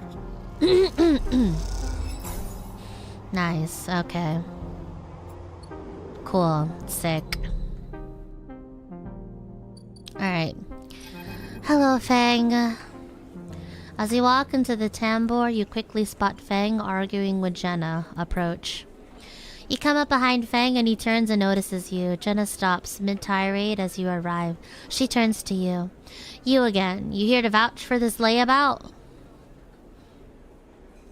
I'm gonna stay silent. Fuck this guy. Your silence feels long in the echoey timbre. Fang starts to speak, but Jenna cuts him off. Forget about it. You're done, Fang. Jenna turns on her heels and walks away to the bar. Fang turns to you. Could have done with you getting here a minute or so ago. He glances back at Jenna. Well, either way, it looks like I'm fired. Good news is that it doesn't look like I need the job anyway. He takes out his slate, pulsing with pale light. Now let's take a look at what you're really here for. The slate is a whirring mess of code streams coming direct from the Ripper Worms as they dig through the agent's data and spin it into the threads from the slate to pick up. Anything good? Fang scrolls the display with a finger. A lot of junk, a lot of dull as hell message threads, a lot of tedious data caches, but... Fang's eyes flash. Definitely some good stuff. He stops the screen scrolling on an entry and expands it. Check this out. Fang shows you on the screen. You see a bold corporate logo, not Solheim's, and a word below. Conway, Fang says. He's working with Conway. Conway Extractions? Yep, he nods. He's been speaking with them personally. Got a whole chain of messages here, but it's mostly encrypted or redacted. He rubs his head. Damn it, this is juicy, but we can't nail him with it. He scrolls some more. Wait. What's this? A wasteland reclamation facility right here on the eye. He glances at you. What's the bet this place is tucked into the wastes? Wastes? It's a section of the eye Erlin couldn't reclaim. It was too damaged, too cut off. Back before the collapse, people would have got there by going down the connected spoke from the hub. But that spoke's broken now, so the only way is the long way. Round the rim, past the greenway. Shows you on his slate. Feng looks away, thinking. Conway have been making moves on this system since the collapse. I heard they took over one of the Solheim's old belt colonies a while ago, moved everyone out and reclaimed the whole rock. What's their angle? Hardin has to be offering them something. Feng looks back at the screen, but if Hardin is involved in it, then we need to check it out. Simple as that. What's next? Feng stares out the middle distance. We have to get to that facility. The answer to whatever Hardin has been planning has to be there, and we're going to catch him in the act.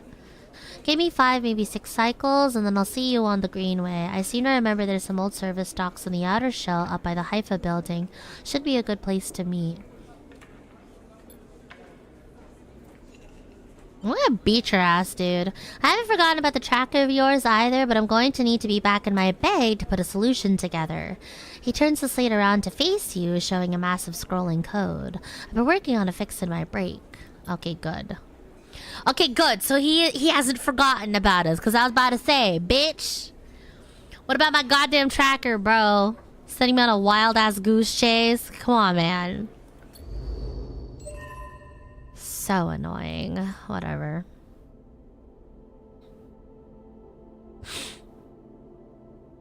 You know what? I should get this popped open, I think. I no longer want to take a negative on endure. I no longer want to take a negative on having to do endure actions. And to be able to sunbathe at home and do some photosynthesis would be great. So, we'll do that.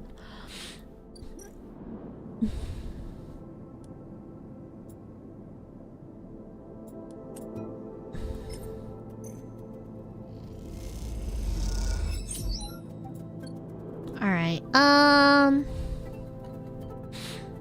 Alright, yeah, let's go ahead and... what can I do here? The free spoke. Let's just go ahead and get this over with. Nice. Alright. Ascender car. Oh, this is the central hub. Oh, this is where I needed to go for the, Oh, okay. So this is where I need to go for the mainframe. Ahaha. Weightless wanderer. Up here, there's no gravity, so even just moving around takes a while to get used to, let alone navigating the bays. Oh, okay.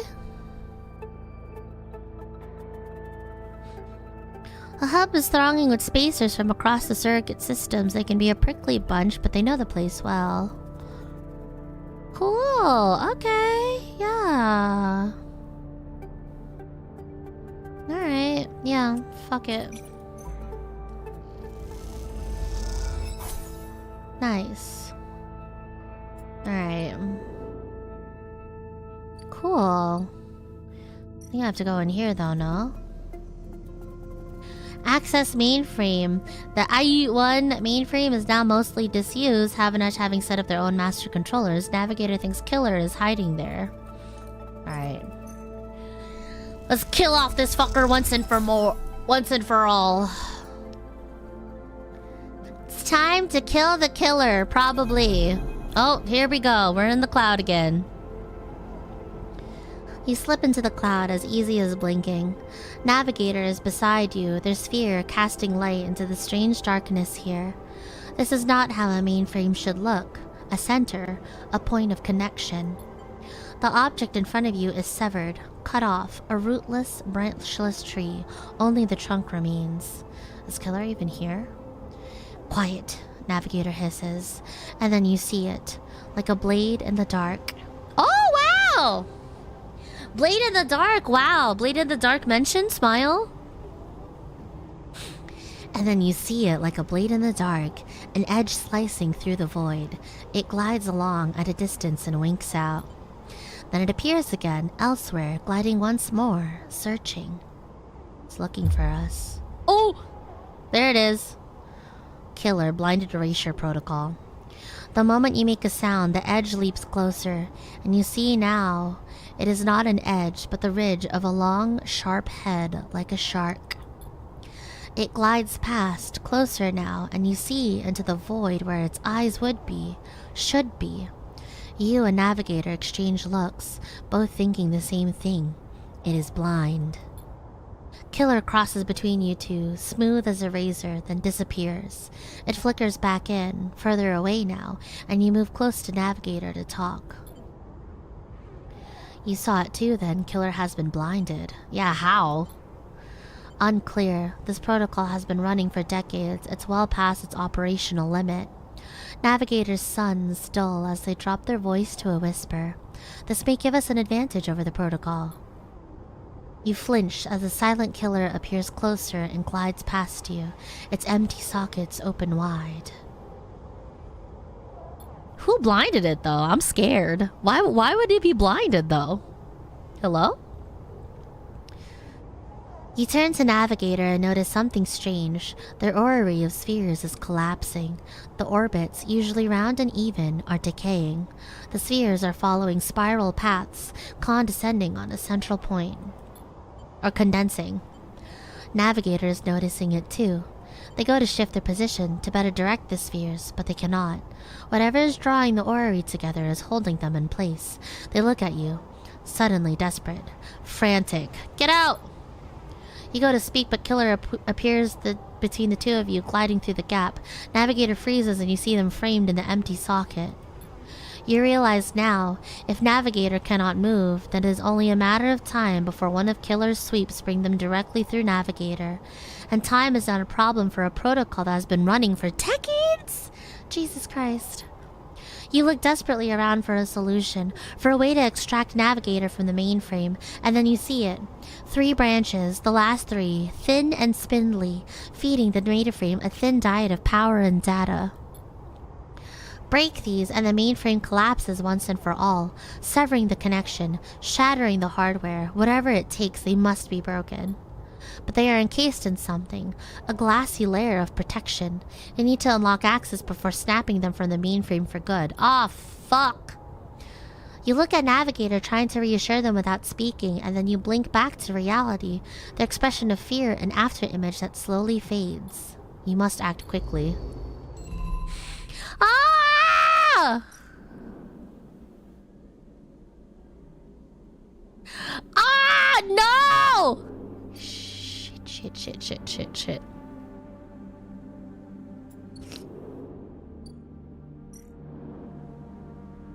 I don't have keys! I need keys. How the fuck am I supposed to get keys? How am I supposed to get keys? Ah, no, I don't want to leave! What if they die? No. What do I need? That. And that. How many more?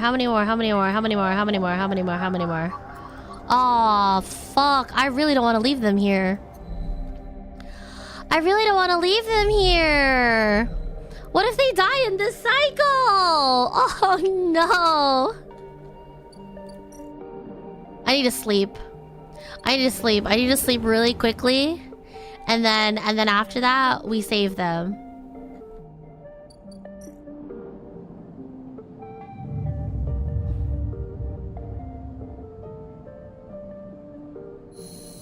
I'm gonna shit myself. I'm going to fucking shit myself. I hope they're okay. I hope they're okay. I had no idea that I actually needed to do the thing. It's fine.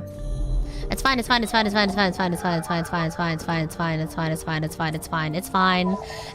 We'll get them out. It's fine. Everything is daijobu. It's fine. We have 1 key. Fucking bitch. Okay. I have another key. Okay. Oh! A glint like a light traveling along the edge of a wave fills your eyes. Then the blade follows, a long head with 2 dead sockets slipping towards you in silence. You freeze, hoping it will pass you by, hoping that it will not simply slice through you like air. The blade head nears, slides past you. Almost. Ah! It nicks you, grazes you. You are desperate to cry, to call out. But you hold your silence and simply watch the blind eyes of the killer glide past, empty of all thought.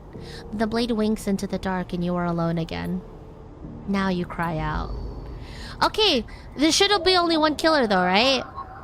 There should only be one killer. Oh, type shit. That's what I'm talking about. That's what I'm talking about. This is why we have the reroll. This reroll thing is coming in so fucking clutch for me. Holy shit. Alright, light work. That's what we're talking about. Okay. Alright, branch. Sever. Boom. Alright, fantastic. Number 2. Sever. Boom. Very nice. Alright. Number 3.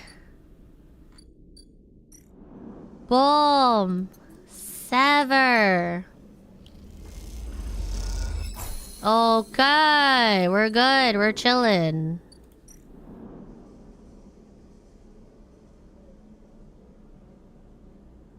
Forget hacking the system. Killer has to die. If you can slice the branch connections to the mainframe. Freeing navigator.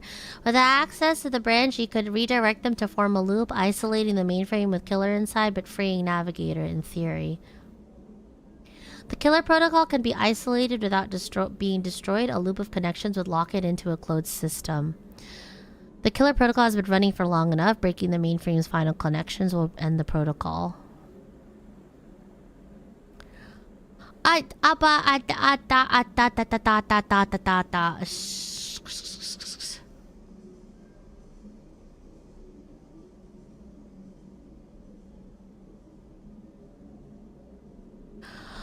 What am I doing? Am I killing it, or am I just gonna keep it in the thing?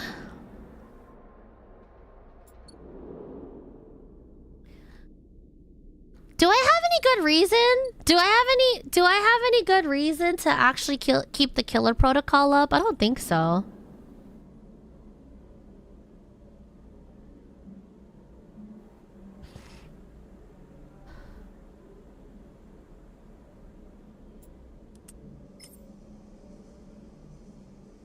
I'm trying to think. I don't know if I have any reason to keep the killer alive. I don't think I have any reason to keep the killer alive, personally. Okay, and now I'm out of fucking energy again. Fuck! Alright. This is gonna take me 2 cycles. It's fine. This fucking sucks too, because I also... Oh, fuck, I have to talk to Rabaya as well. Oh, I have another cycle before I have to deal with Ethan again, too. They're fine. Navigator will be fine. I managed to pull them off. I managed to pull the killer off of Navigator's tail for a hot second. So theoretically, we should be okay for a little bit. For a little bit. Alright, let's talk to Rabia before we not call it for the cycle. As he approached the address, Rabia gave you a heavy hand falls on your shoulder. What's your business here? The enforcer grips your shoulder, giving a hint of the strength her implants give her. As you turn to see the same subsidiary eyes as Rabia and Toshiro glinting like mirrors on her cheeks. Dia, please, the sleeper is here by my invitation. At Rabia's command, the hand immediately loosens. An apologetic look replaces the scowl on Gia's face. Of course, Rabia, I'm sorry. Rabia waves her away. Don't you worry. I appreciate your protective instincts. She smiles at the enforcer. How about you head over to the tambour? They have a delivery coming and they'll need some help with the lifting. Gia nods and walks away. So, sleeper, you came. I'm glad. I was curious. Curious is good. She smiles a tight smile. You have to understand, fighting you there in Sabine's unit, I wasn't sure where we stood. There are more than a few people on the station who would rather I was dead. I had to be sure you weren't one of them. I mean, I currently don't wish you any harm unless you wish me harm. Like, I'm the type of person like you, so not gonna be a problem, you don't make it a problem, you know? As I've already shown yesterday in our creator's smile. Let it be known that every single time I've had to pull out my gun, it's always been in self-defense. Okay? So yeah. I'm glad. Ravaya begins walking and gestures for you to walk with her. She takes you down a staircase into the bustling walkways of the low end. What do you know about the Yatagand? I know that you run the low end. She laughs. That sounds impressive. We run out of the low end, yes, we don't run it. People with carts push past, moving crates of supplies around the thin and winding passages. Our reputation is one that implies a threat. Is that fair to say? We are framed as aggressors, parasites, criminals. She gestures around at the people in the passageway. But when was the last time you saw a lawmaker on the eye? A policeman? Who makes the laws here? Avanage? Yes, they like to believe so, don't they? By claiming a lineage that extends back into Erlin's union, they assume the burden of authority. But they have no authority here, out past the bright market, where few work in the shipyard or pay for their docking berths. If you had spent your time in the low end, maybe your opinion of us would be different. This is our place, our people. The low end was empty in Erlin's time. They didn't need to house thousands, and keeping the yards and the rotunda safe was work enough. No, the low end was reclaimed later when the refugees started arriving. Rabia meets her eye. The collapse didn't just happen here on the station. When Solheim collapsed, the entire system felt it. Colonies were abandoned. The moons of Ember and Cinder suddenly gained independence overnight. Some took advantage, some tried to hold it together, some fled. The Eye became a refuge, and Erlin, to his credit, extended an open hand to everyone. But many within his organization disagreed, and those new arrivals weren't as simple to corral as they hoped. Rabia leads you through a small market hall, busy with small stalls and traders. Erlin's union is made of workers, administrators, people who are malleable and already organized into hierarchies and networks. The refugees came from different factions and families, were scared, injured, desperate. Conflict was inevitable. Yatagan is a child of that conflict, a child born out of the need for us to stand up and claim our future, to provide security, strength. People call us a gang, but we are a community. I take my position as lieutenant seriously, and from my birth I have worked to earn it. Aww. That's kind of sweet. Wow. Rabia is very pretty. I love all the designs here. There's so many cool designs in this game. It's incredible. Feels like Echo's writing from Leagues Arcane. Is it just... is it? Maybe. I really like the writing. I love how... I love the visualizations you get from the writing here. It's so clear. They have like a very distinct design and like world that they want you to buy into. And they make it very easy too as well. I like Rabia. Rabia catches herself before she raises her voice any further, and you both walk in silence for a while, among the smells and textures of the low end. You start to wonder if this place could be a home for you too. Or yeah, where do I come into this? Rabia smiles to herself and thinks for a moment before she responds. I believe that you understand the importance of a refuge, so I also believe that you wish to help keep this place safe. She exhales quietly. For this reason, I would like you to trust me. I do not know what Sabine has told you about us, but I imagine it was not good. I will be honest with you, Sleeper. I was never comfortable with having Sabine as part of Yatagan. An ex-corporate employee? It goes against our nature, but the deal was with Yannick. I kept my distance, made sure Sabine had their surgery, kept it supplied, that was all. But I cannot allow people to go back on the promises they have made to us. Yatagan has not lasted this long because it is a charity. We offer and ask for support. Any betrayal will be treated as an attack.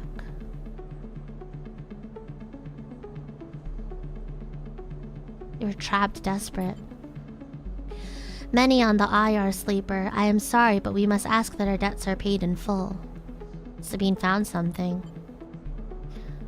Please, I don't want to hear their accusations. They only wanted to escape their debt. They would have said anything.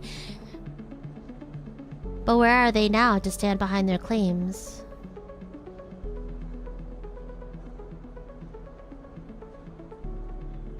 I don't know who to believe here. I don't know who to believe here.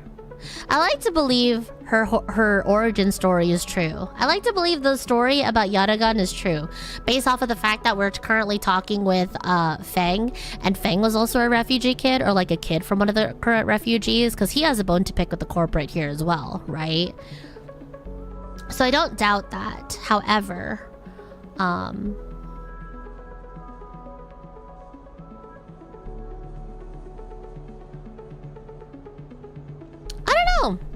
I don't know.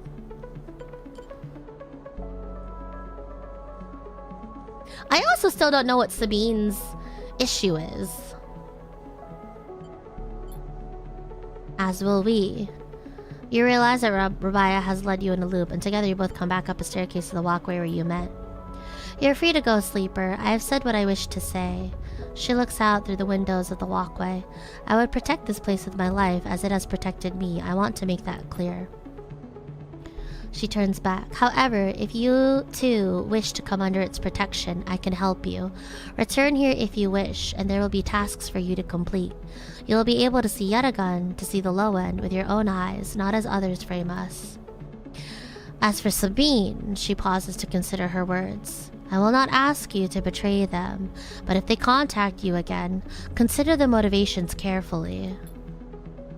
With that, Rabaya leaves, slipping back into her office while you stare at the countless units, each a home, each with a story that make up the low end.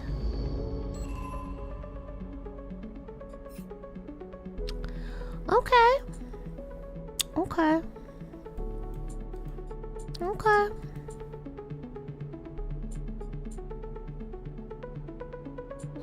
Interesting. Okay.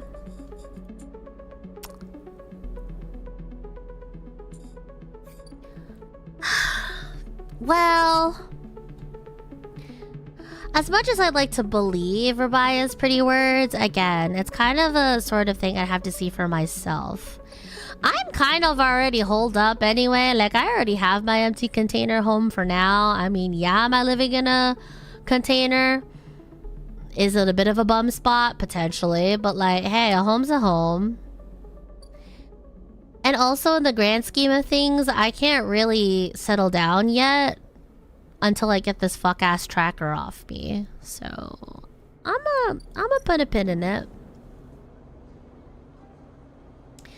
However you feel about Yatagan, it seems working with Rabaya is your best chance to get an insight into the organization. Yeah. Yeah, interesting. Okay.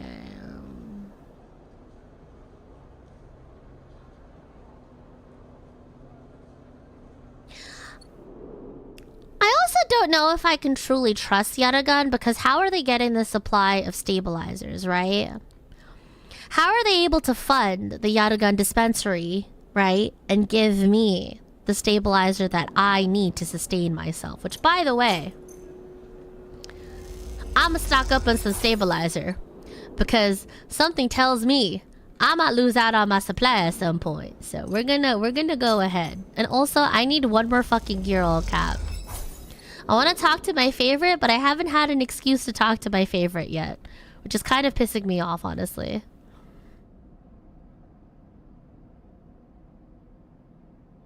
I need to work instead of... I need to work under a ladder of priority. Priority number 1, I need to make sure that the killer doesn't actually kill me. Priority number 2, I need to get this tracker off of me.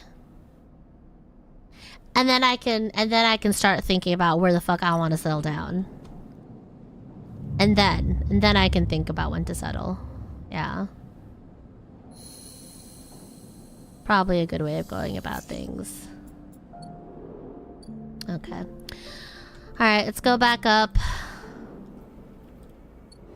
Need to ascend. I need to save. I need to save navigator. I need to save navigator.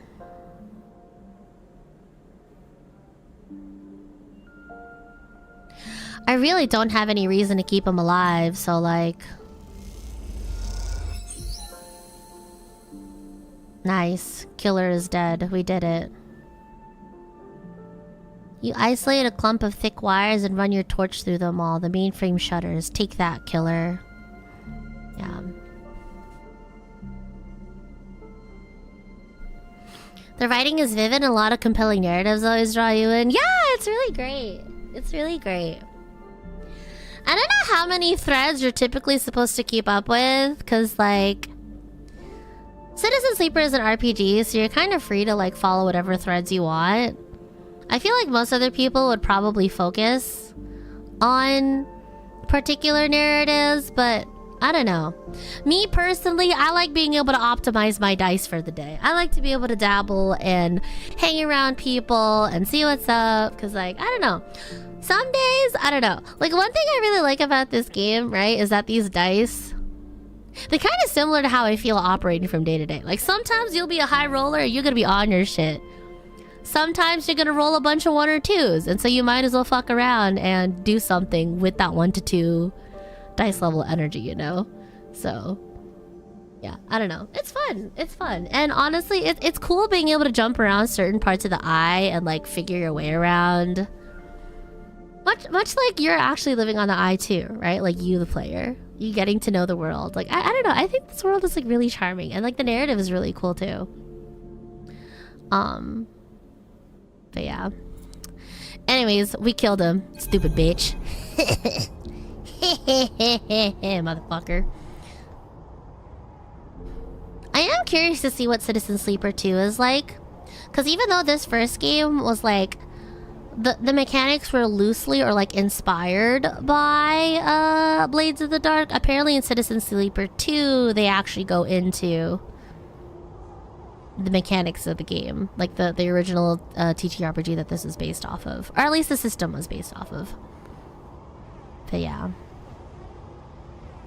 Even though the contract to bring you in was cancelled, you're still worried about the tracker.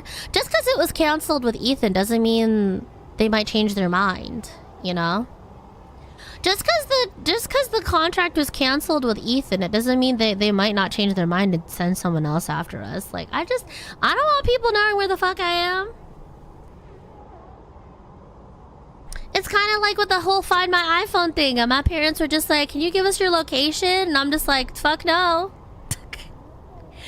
Why do you need to know that? Why do you need to know where I am? Like, I'm not. I haven't been home in forever. Like, fuck. You ain't gotta know my business, you know? Like, why you gotta be tracking me for? Like, mind your business, bro. You don't need to be knowing all of that. Like, chill out.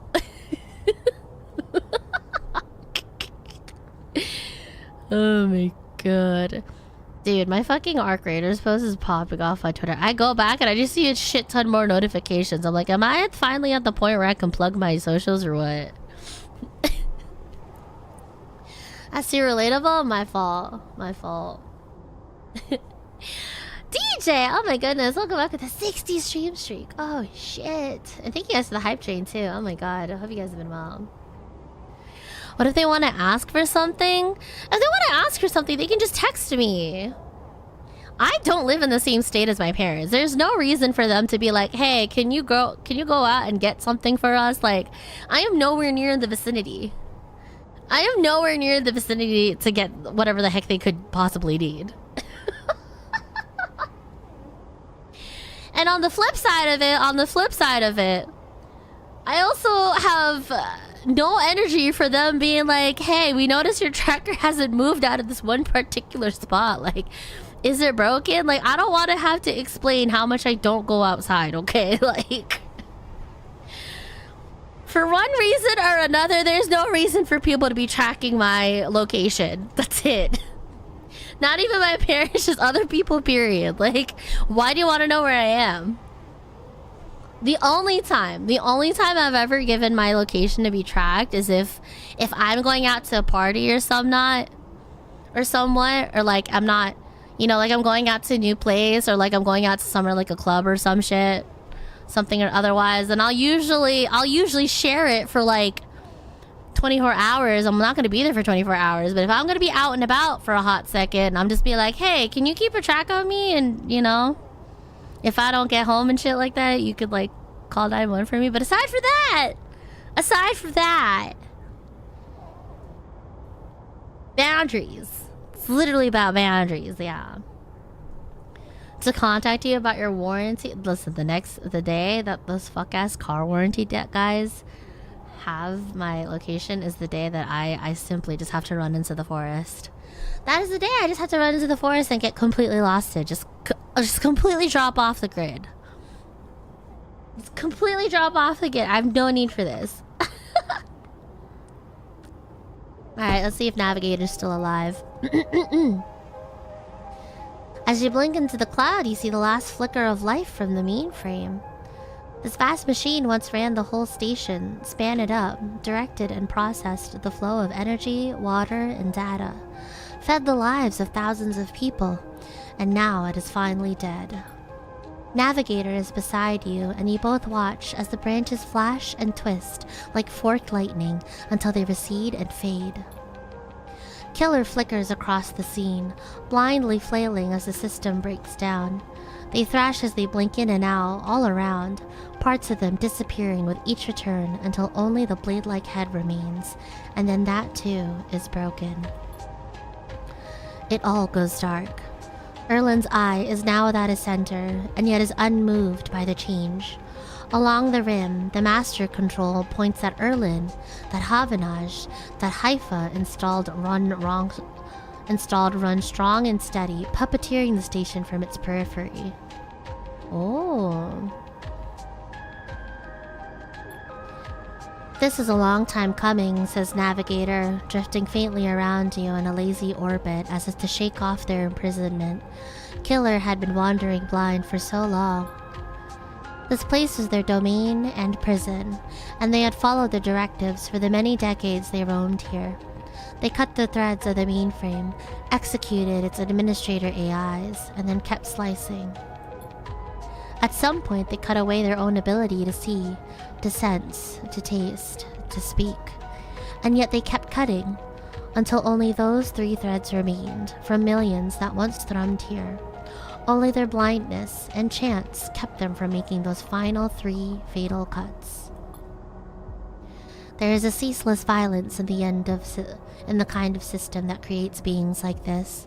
Those that will execute commands endlessly, even to their own destruction. It's good that you ended it here. Yeah, I was like trying to think to myself. I was like, I don't think there's any reason for me to keep the killer up. Especially if it's like destructing itself, you know? You watch the data points of the station spin around you, blending with the fixed stars. There's something satisfying about finally wrenching the last threads of control from this central point. It was a little more than a ghost by the time you reached it, but this place deserves to be haunted by better ideas than a total... I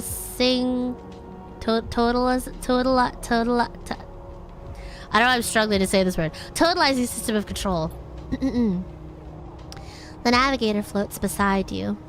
It is free now. The station no longer presents a hazard for illegal entities like me. They turn to you, their face a cloud of shimmering light. In fact, in time, perhaps it can be a refuge.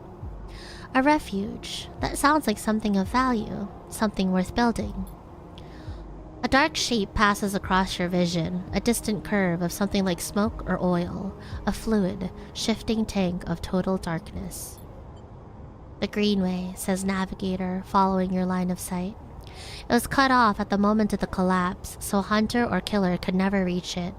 It is now closed off to us, separated from the cloud. What system is inside it? It may be totally dark, or perhaps some other protocols are isolated there. Navigator turns to you. We have now seen what decades of isolation can do to a protocol. If you could extract an access cipher, they pause. And then blink out of existence. Hey, where'd you go? Where'd you go? Hey. Where to go? Where to go, navigator? What? You freeze, shocked, but a moment later they reappear with a glowing polygon. Bitch, you can't do that! Say something before you leave! I mean, thanks for the cipher, but like, say something! This is the same sort of energy of like being in a Discord call with friends and one of them just leaves without saying nothing. Not even like, okay, I'm dropping off, or like, I'm going to bed, or nothing. They just leave. Like, what the fuck? Bitch, say something! Damn! Scared the shit out of me. I thought they died. Fucking bitch. What the fuck? Alright. I am not used to being free, to being able to move and explore and extract without fear, without limits. Navigator does a little twirl. This will take some getting used to. Thank you for this gift. They whirl their spheres around you. The entities of the station will always be friends to you, Sleeper. Aw, and I to them. It is true that mutual need is required for friendship, but I must admit I had not considered the value of offering assistance without personal gain. I will think on that. Navigator loops around you rapidly, suddenly eager to test a newfound freedom. But first I will explore. Perhaps there are still intelligences that hid themselves as I did, encased in simple systems, cut off. Navigator glows. I should like to free them. And with that they drift away, flickering, glowing, then shifting so rapidly you lose sight of them among the glittering rim of the eye. You feel a pang of jealousy. Free, without a body to weigh you down, or fear to limit you. How must it feel? Your eyes fall on the Greenway and its secrets, though perhaps that can wait until after you've celebrated this victory. Dubs! Big fucking dubs! Let's go! We did that. Hell yeah. Hell yeah. Ha ha ba ba ba ba ba ba.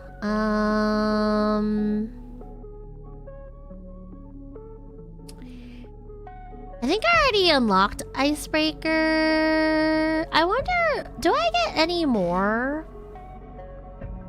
I'm curious to see if I get any other upgrades.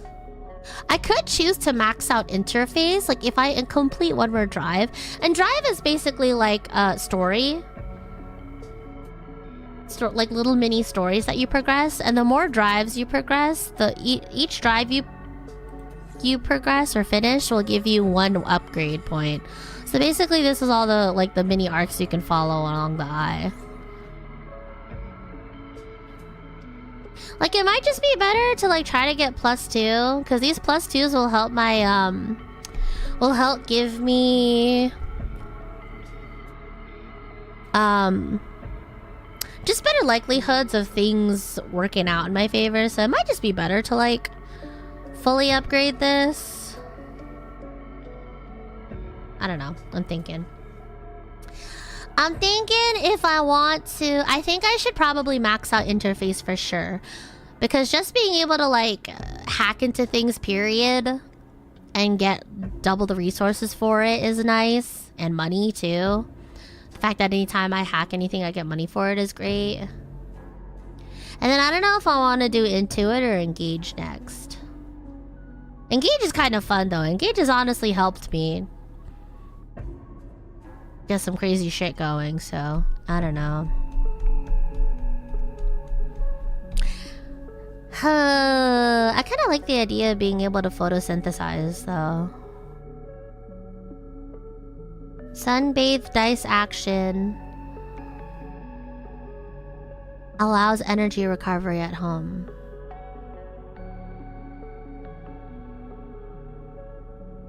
I mean, this is just for energy recovery. And you know where else I've been getting a pretty good, reliable source of energy from? My guy with the hookup.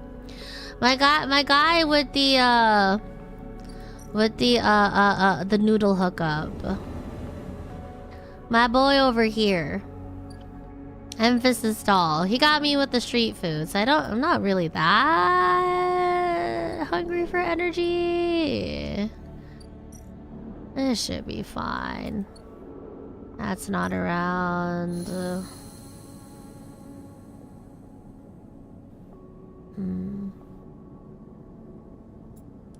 Yeah.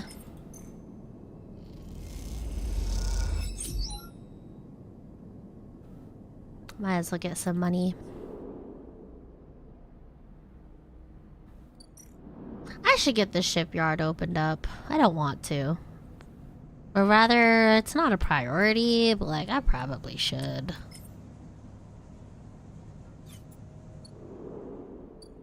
Or I could just go up to the Greenway. Maybe I just go up to the Greenway, honestly. What's over here?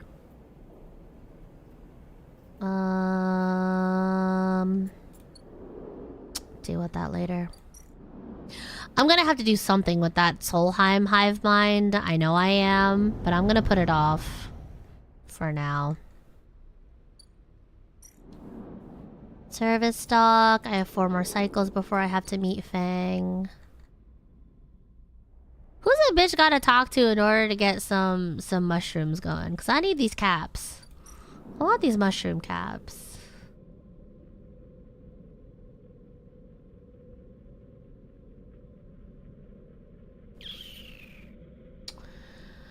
If I can get scrap components over here, though, that would help me get another eye. What do I need specifically? Gather, scrap, endure. Skill upgrade required. What do I need?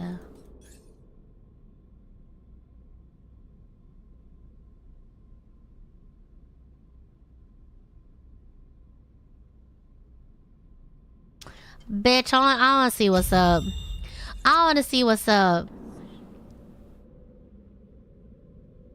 Oh, I have to be +1 in order to see the... Man! I completely fucking misread this.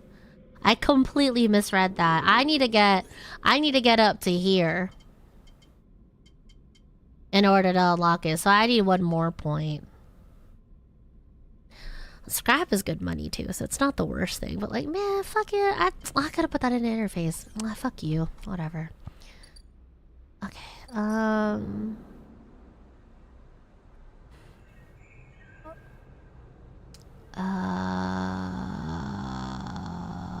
just gonna track you. Nice. Okay.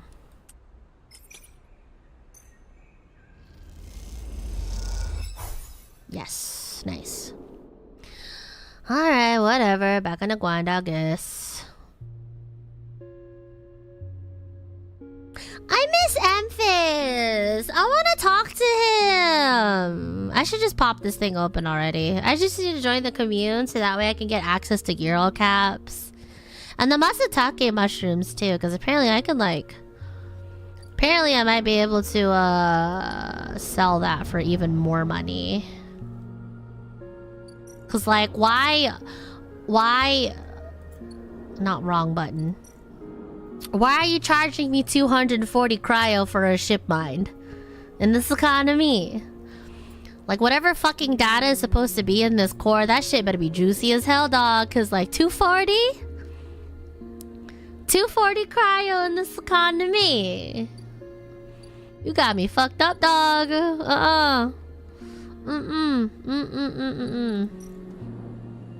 Goddamn capitalism. What's this? The frame's photosynthetic skin allows you to gather energy through sunlight. The longer you stay, the better. Oh, okay. Yeah, whatever. End the cycle. Hi, Fast Gamer. What's up? What up, everyone? Oh, nice rolls. Cool. I like that. Alright, what do I want to do? What do I want to do? What do I want to do? What do I want to do? I can't meet you yet. I have to help with that. Oh, I can unlock the Greenway key now that I have the cipher.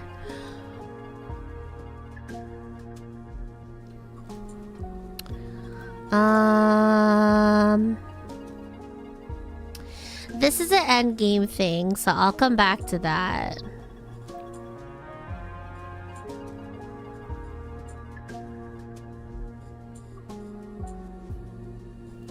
Alright, you know what? I've been putting this one off, and Kita has been letting me work as a merc for her. So let's go ahead and get that sorted out. First of all, since we're here, Greenway Gate. Let's get the cipher in here because I want to pop this thing open. The cipher burns away as it's slotted, the data sparking like it lit touch paper. What has been unlocked? Oh, here we go. The Greenway roils beneath you like a silt-choked river.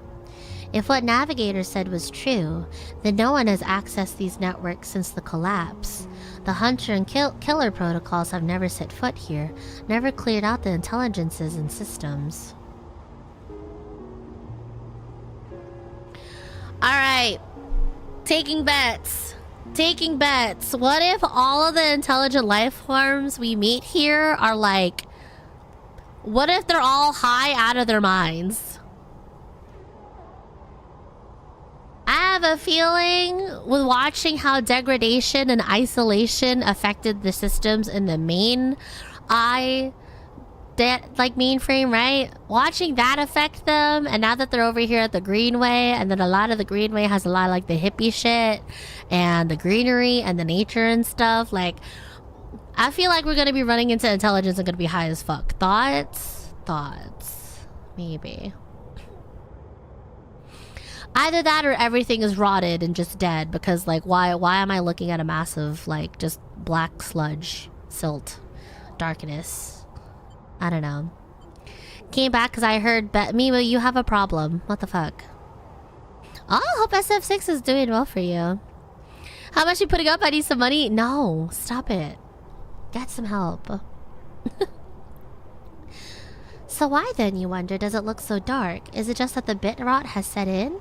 The entropy of systems reducing everything to shadows and light? You watch as the slotted cipher fizzles in the one open, distorted gateway on this entire rim of the station. It flickers and winks out, and then you are falling into the flow. A river of swirling darkness. You are spun by it, twisted by it, lost in it. It's not that the Greenway was hiding in the darkness. It is made of darkness. It is filled by this substance, this process, this swarm. Now you are among it. You notice that the swarm is exactly what it is. A billion individuals moving in a flow. Oh, so they're all just chilling. They're all just vibing. There is no network map here. No nodes and threads. Only a storm of interchangeable points, shifting configuration endlessly.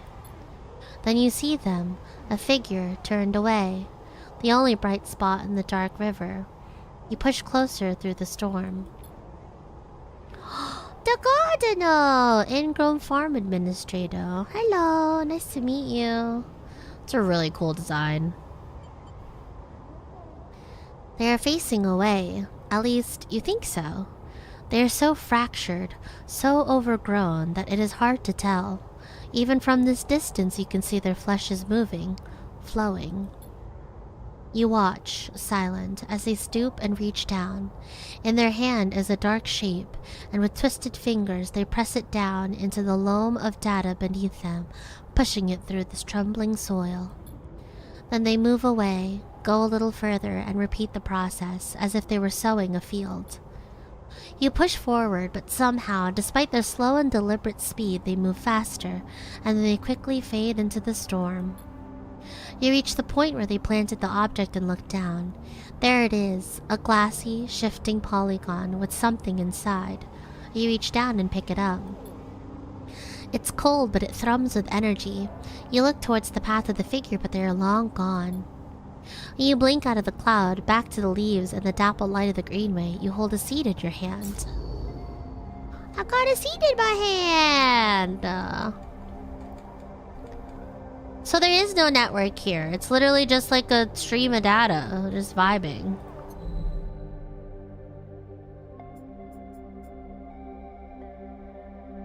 got a seed. I got a seed. Cool.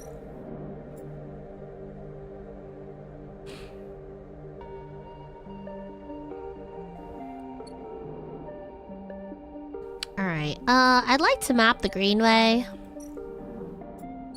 But I also want to join this community and get the fucking mushroom caps.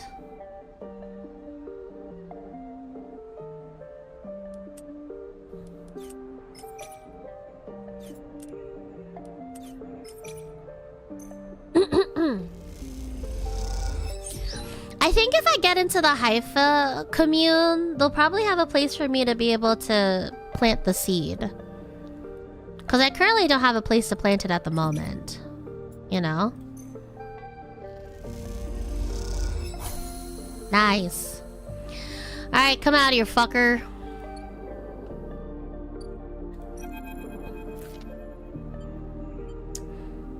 Anyways, back to helping Ankita track this motherfucker that betrayed them. Because it's messed up.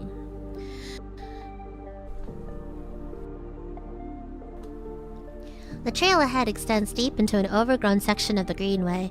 At this far end of the ring, where the long, lazy curve of the Greenway becomes the shattered landscape at the wastes, things are oddly quiet.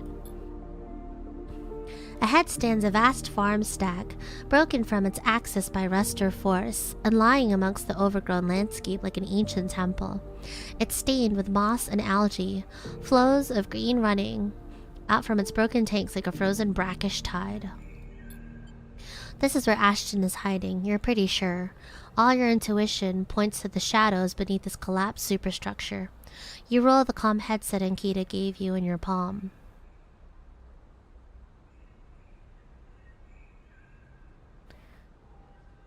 I'm calling Ankita. Hey, baby girl. You slip the headset into your ear and it fizzes with static. After a few moments, you hear Ankita. Sleeper, have you located the target? A doubt enters your mind. Can you be sure he's there? No, hold. A confused silence at the other end. Maybe it's better that you confirm that Ashton is there before you call on Ankita. Target is here. Copy. Hold tight until I get there. The static cuts out. The channel dead. You hold your position and watch the trail. Ahead, the stars wheel with the motion of the eye, and your mind wanders. You try to imagine what this place looked like before the collapse. All ordered rows of crops, corporate pleasure gardens, glowing farm stacks. Now it is a wilderness, a strange overgrown biosphere bordered by the void of space.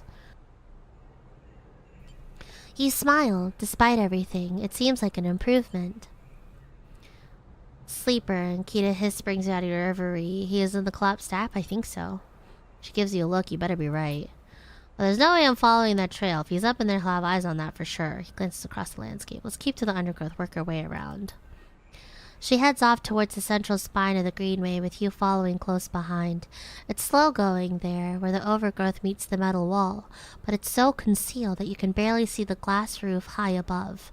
Ankita somehow seems to know where to go. Ankita works her way through the dense undergrowth, pushing aside branches and fronds. It is exhausting, and you desperately want to rest, but Ankita shows no signs of letting up. Up ahead, there is a faint glow from the collapsed stack. Ankita leads you around the side to a broken tank. You both step through the opening, trying to avoid the broken glass that sits among the moss and algae. You work your way up to the slanted tank, Ankita setting a deliberate pace. Summer water drips, and you swear you hear birdsong. Hanging plants catch the light, coating the place in a pale and sickly green.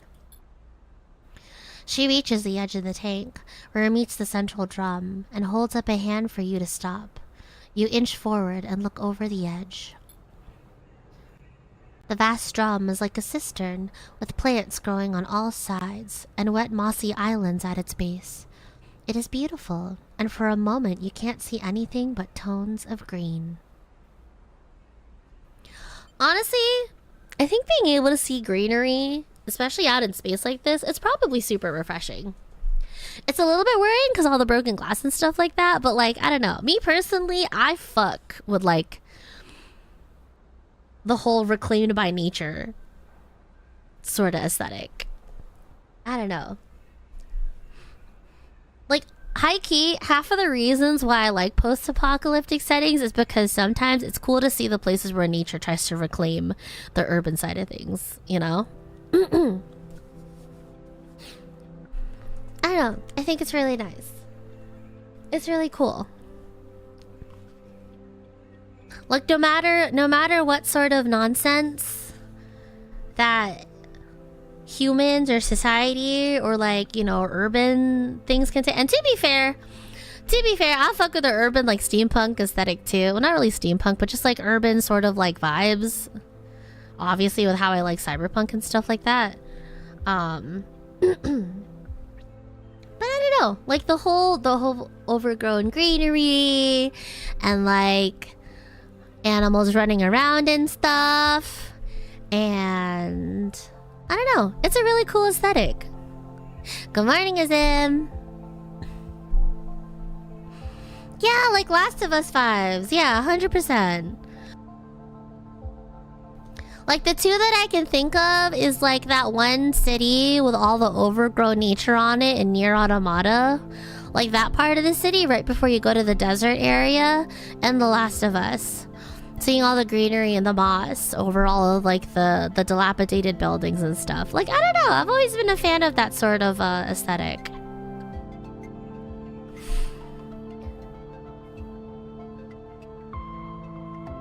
I mean, obviously that's kind of a given, but the fact that that's your only takeaway from that is mildly concerning. I'm gonna keep it a buck, Miwu.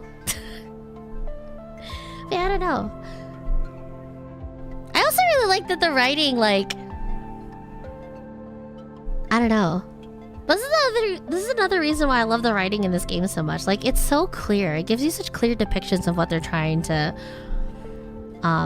convey to you. I like it. I like it. Oh, here we go. Then you see the sleeper. Oh. In a faint circle of light descending down through the drum, the sleeper lies slumped at an odd angle. They are surrounded by crates, and beside them, on one of the mossy islands, there is an object.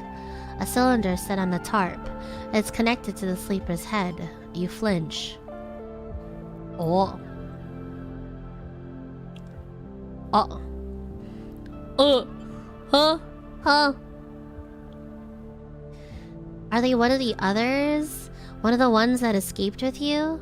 You squint, trying to recognize them. They are twisted, broken open, wrong. You looked away. Aw, well that's not great.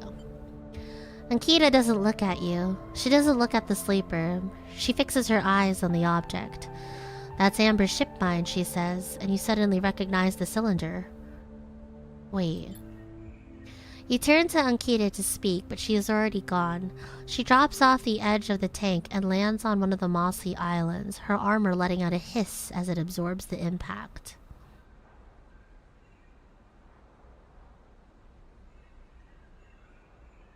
Wait, what? Wait, what?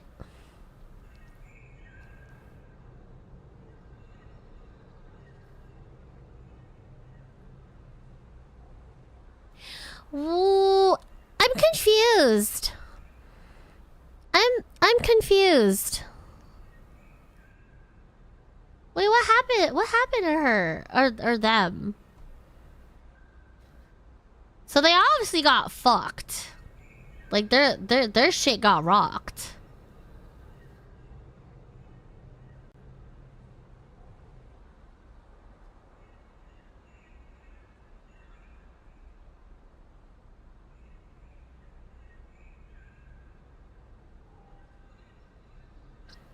Why were they connected to the ship mind? Huh. Oh!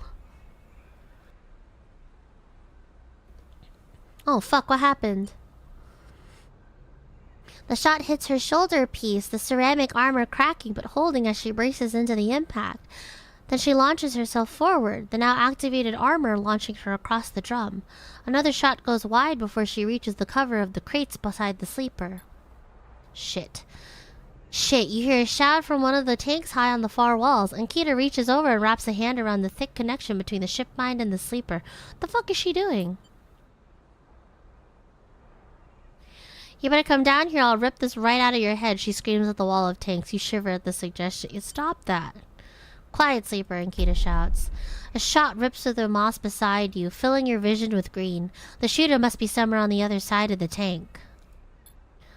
Do that again and I swear to God I'll tear their head off. And Kita shouts at them, Sleeper, you stay down. There's a long pause. All you can hear is the dripping of the water running out of the walls of the drum. Then Ashton calls out. Oh, hi Ashton. I'm coming down, Ankita. Don't do anything stupid for God's sake. He appears at the far side of the drum, stepping through the shallow water, rifle raised above his head. Drop the gun, Ankita shouts. He throws it down onto the moss. As you lean out to watch, you see him catch your eye, clocking your presence. Oh, fuck, he's clocked me. He's clocked us! Oh, shit. Kino say they could pop my head with their legs? Get in line, Chrome. Get in line, I was here first. What are you up to here, Ashton, you sicko? She stands, keeping her sidearm trained on his head.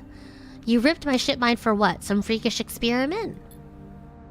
Ashton approaches with shaking hands, his eyes now fixed on the connecting bundle of wires that Ankita still has hold of. Steady, Ankita. It isn't like that. I needed the ship mind. You have to understand. They would have died without it. Who's they? Who's they?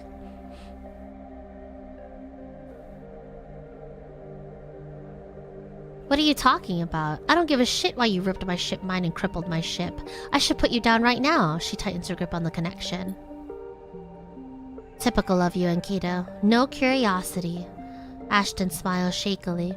That's why I never asked for it. For your help. You only look after yourself. He nods at you. That sleeper up there. They're just bait, right? To draw me out. Ankita sucks a breath in. Are you trying to give me more reasons to shoot you? I love them, Ankita. Ashton looks at the crumpled sleeper. I love them and they were going to die. I knew you would never understand that. He starts closing the gap between himself and Ankita now, slowly, inching forward.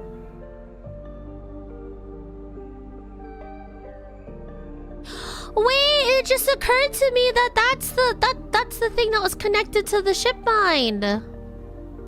Wait, we have visualization!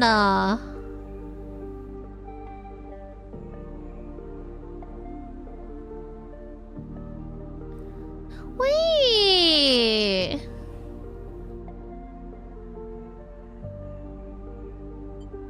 Are you a sleeper as well, or are you just in love with this? I think that's a face! Look! It's a face, is it not? And then there's all the connections, and then that's probably the former ship mind. So they fell in love with the robot. Or not robot, a sleeper.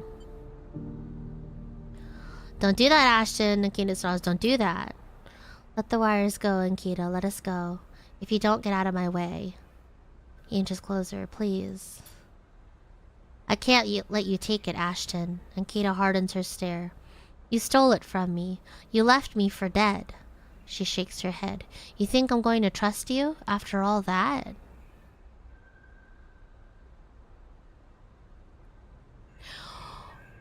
Wait, if that body is connected to the ship mind, is he actually in love with the mainframe or like the AI that powered Ankita's ship? Is this the former Amber? The current Amber? The ship mind that they took? Wait, why is Ashton saying that they were dying though? Girl, what the fuck is going on? Hello? I need it, Ankita. I need them to survive. Ashton is in reach of the sleeper now, of Ankita. I'm going to take them now, Ankita. He raises a hand. I'm going to take the ship mind and go. Ankita loosens her grip on the connection a little. Her hand is shaking now. Stop, Ashton. She lowers the gun a little. Stop. Seeing her drop her guard, he makes his move. Oh! A blur of movement, a struggle, a shot, another and another.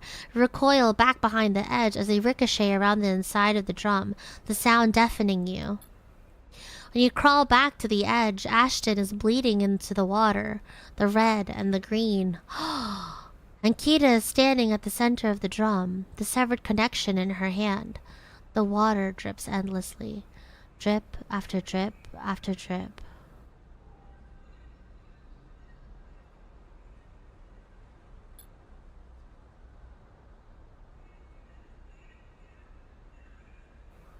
You force yourself to look at the broken sleeper.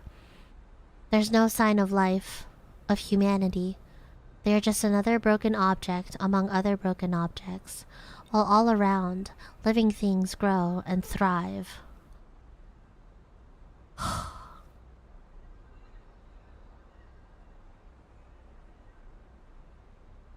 Whoa, that's crazy. What?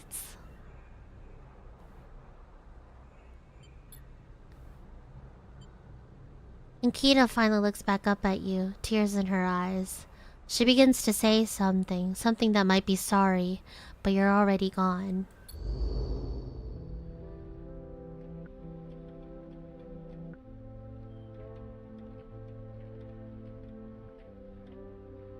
She fucking...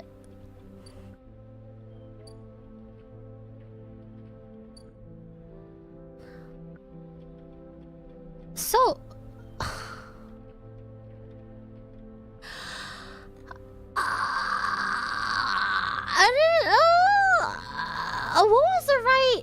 What was the right thing to do there? What was the right thing to do there? I don't know what the right thing to do was over there.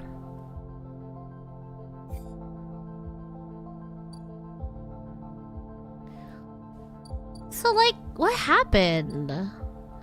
What the fuck happened?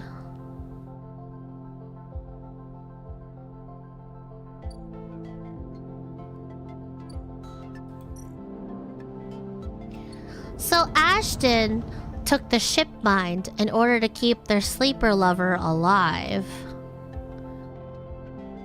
But then Akita just went ahead and killed the both of them.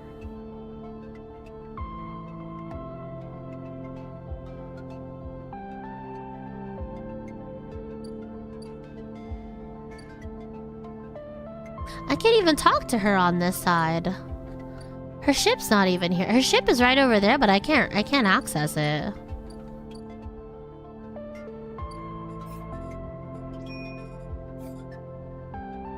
Where am I supposed to go? So why did she kill both of them though? That's what I want to know. Why did she kill them? Where am I supposed to go? Where am I supposed to follow her to?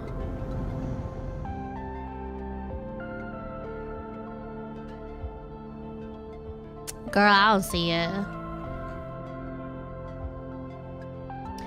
You know what? Our sleeper is obviously pretty shaken by the fact that Akita just kind of killed another sleeper in front of us. Kind of fucked up. High key. That was kind of fucked up of her to do that. That's tough.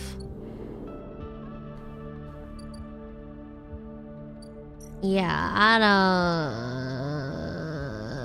don't know about that one, dog. I don't know about that one. I don't know about all that. I don't know about all that. Don't feel good though, that's for sure.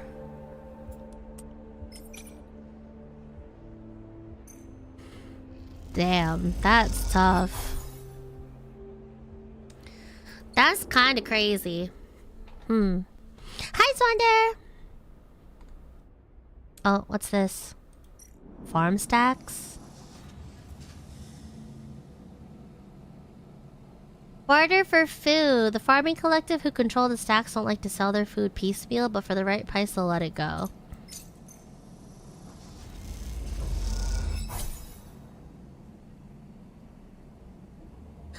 I'm still trying to think about. I'm just trying to think about that whole thing that went down. Damn!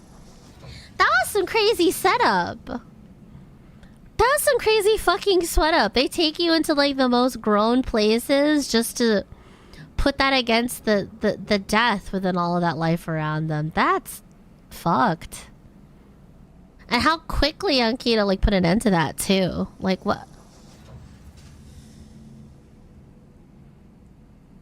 And again, I don't know what Ashton's deal was. Ashton could just have been lying. But like, what the fuck was that all about? What was that all about?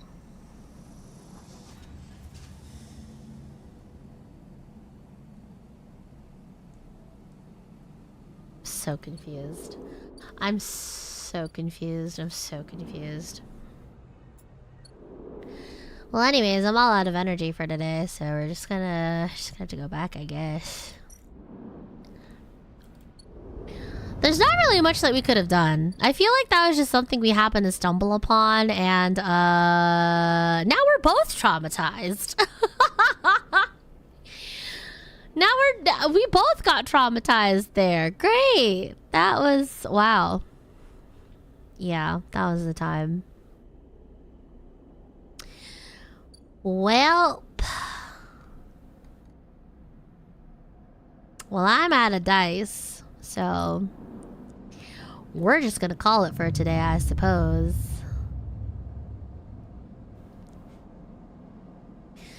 Well, that was something. And I don't even know where the fuck I can talk to her, but I'm assuming she's gonna be somewhere around the Greenway, so maybe I have to continue to unlock the Greenway? Like maybe I have to go either to the commune or somewhere other...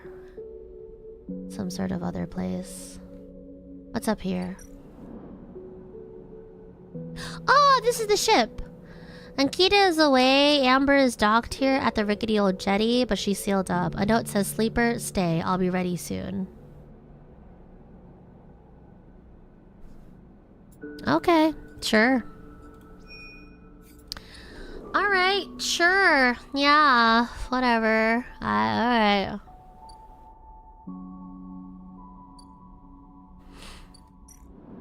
Yeah, we definitely got caught up in the middle of something, though, that's for sure.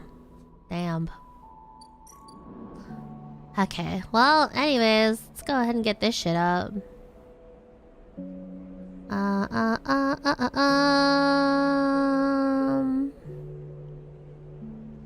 Is there anything else back in the main area that I need to fix up? Okay, so we have that. Find a nurturing grow bed for the seed. Where am I going to get that grow bed? Maybe I'll find it here? So that's over here. What about this? Toggle the tracking? Where will this take me? Where do I have to go for this? Where do I go for this? I think I just have to keep exploring the Greenway. Yeah, let's just explore the Greenway. Why not?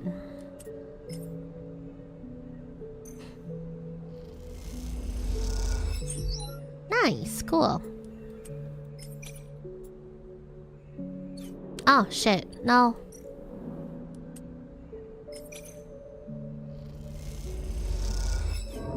You motherfucker.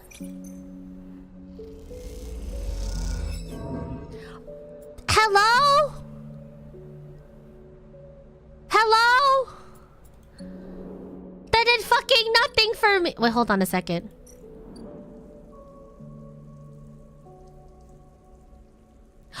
Girl caps! Wait, we finally found a place to find girl caps. Wait, I could finally talk to Emphis.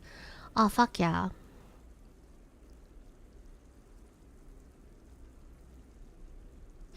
Two grove spores. What are the grove spores? What are the grove spores for? I'm sure I can probably talk to someone about those. Okay, well, I want the caps. I want the caps. I've been hard capped on Girl caps for forever. I want to talk to Emphas again. I want to get to know that man. I want to get to know that man better. Aw, but then this fucker's gonna come back. Dude, fuck off. I don't want to deal with you. Fuck you.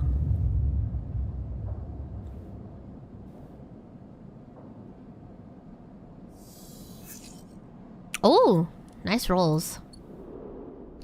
Nice rolls, nice rolls. We do that. We take those.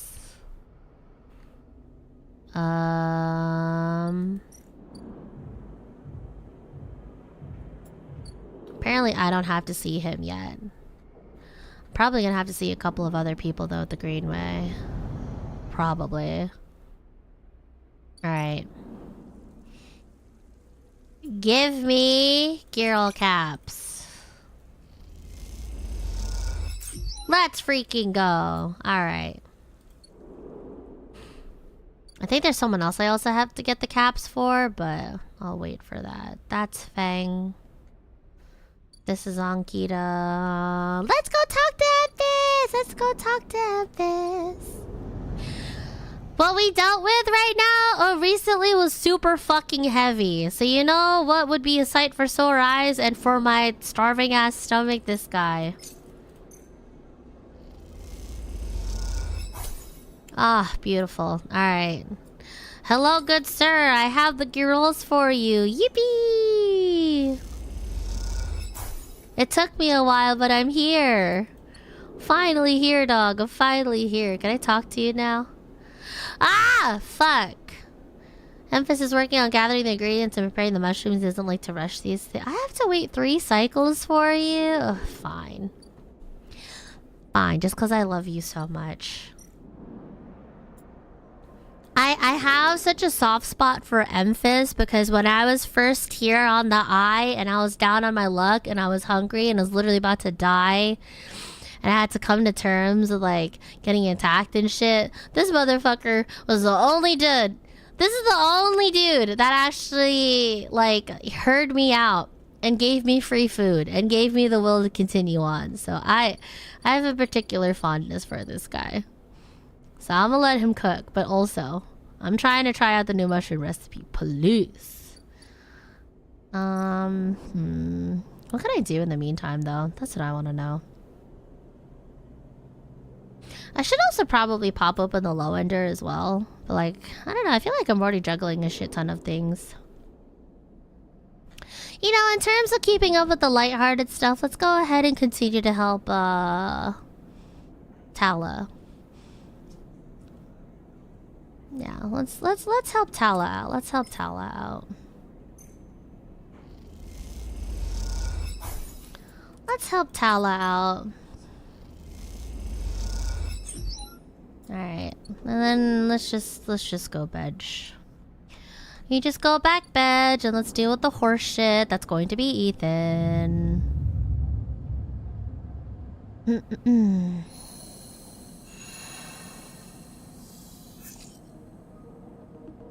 Alright.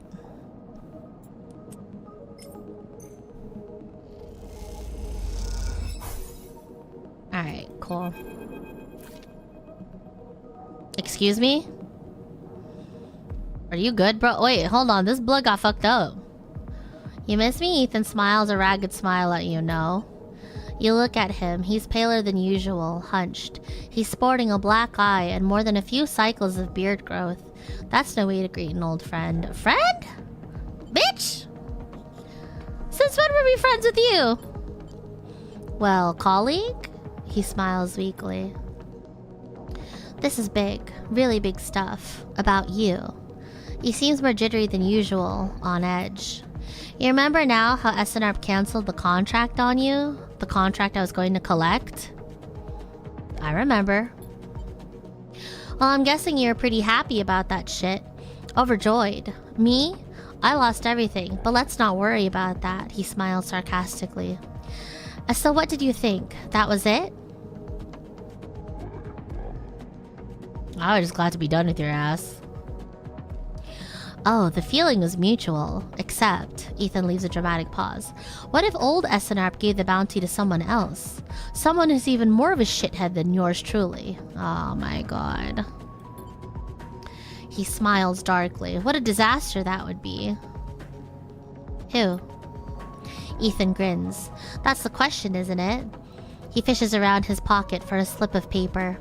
I've been speaking to some friends, you see, some colleagues, about what went down, and it turns out that SNRP cancelled all their bounty contracts, the whole lot. It seems they brought someone in-house, some guy who did so well on their last contract that they got offered a job. He leans in.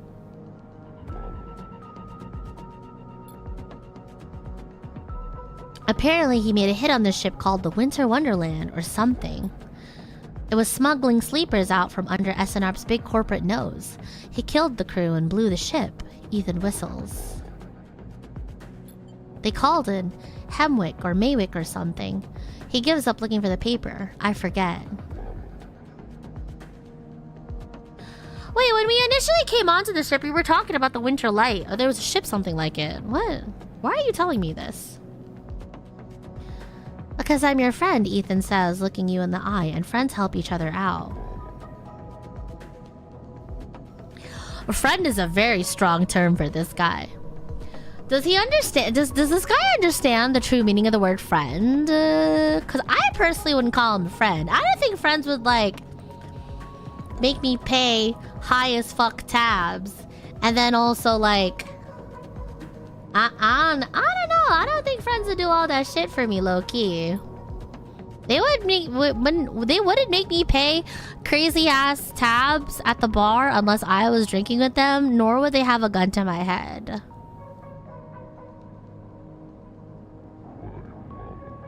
Ethan runs his hand through his greasy... Oh my god, this greasy ass.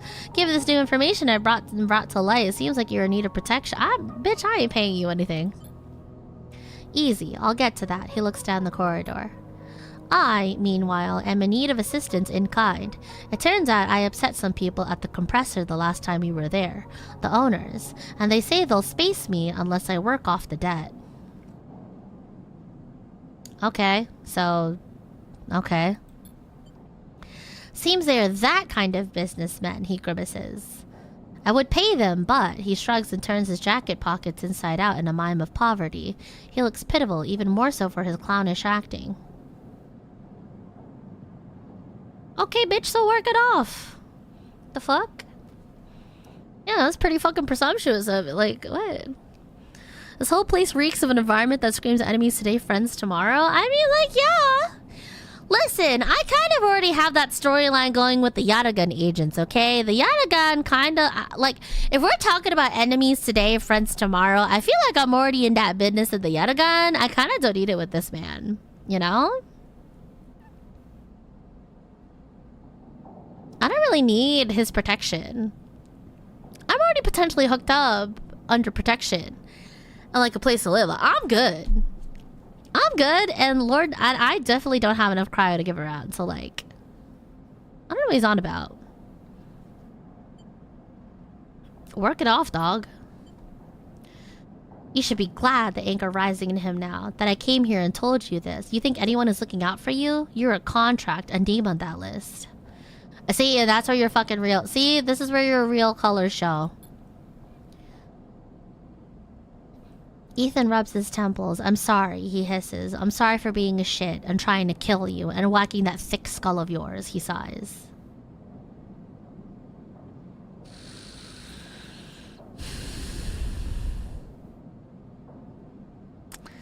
I mean, thanks for the apology, but like, it doesn't very sound... It doesn't sound very sincere, dude. You don't sound very sincere. And your hair greasy. And your nose fucked up. And you broke. You have like no reason to talk to me. Like, what do you want?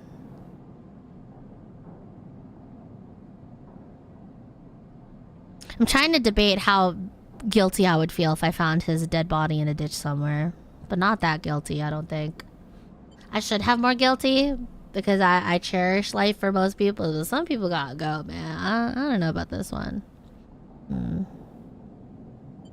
I consider you a friend and your gun is always pointed at me? Okay, well, that's your first mistake, Miwu. Mods, get his ass.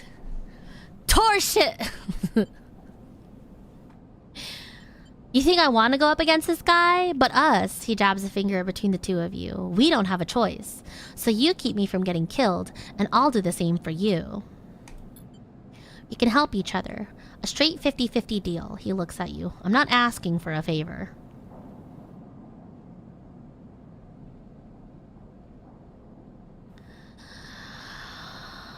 I'm thinking.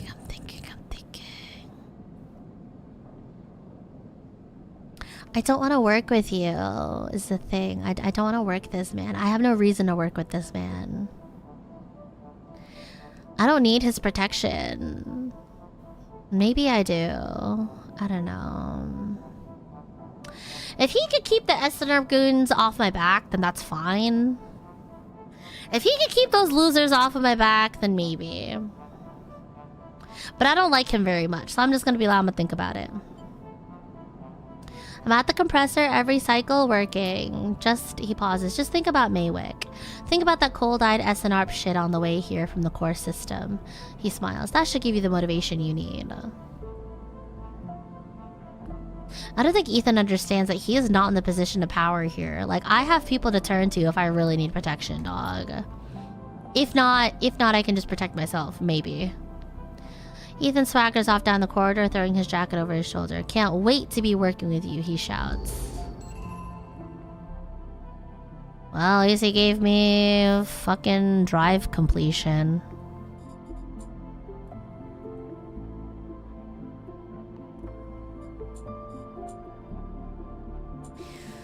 I don't know, dude. I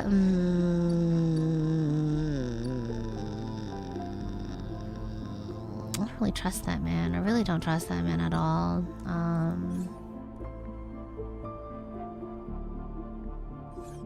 Did I not get a thing for that? Oh, he didn't give me a fucking upgrade point. This guy stinks.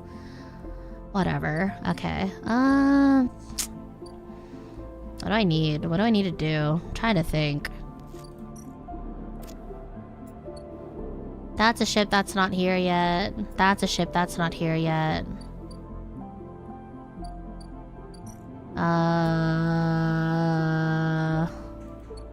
Continue to help that later, probably. What else? I already have stabilizer, so I'm chilling. Is there anything I can hack? Is there anything I need to hack, really?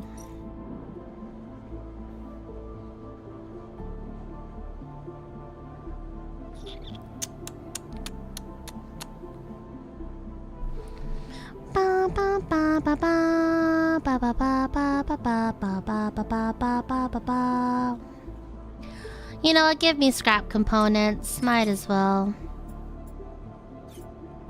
Actually, what about unlocking the greenway? Let's unlock the greenway. I need to find a place to plant the seed that I got.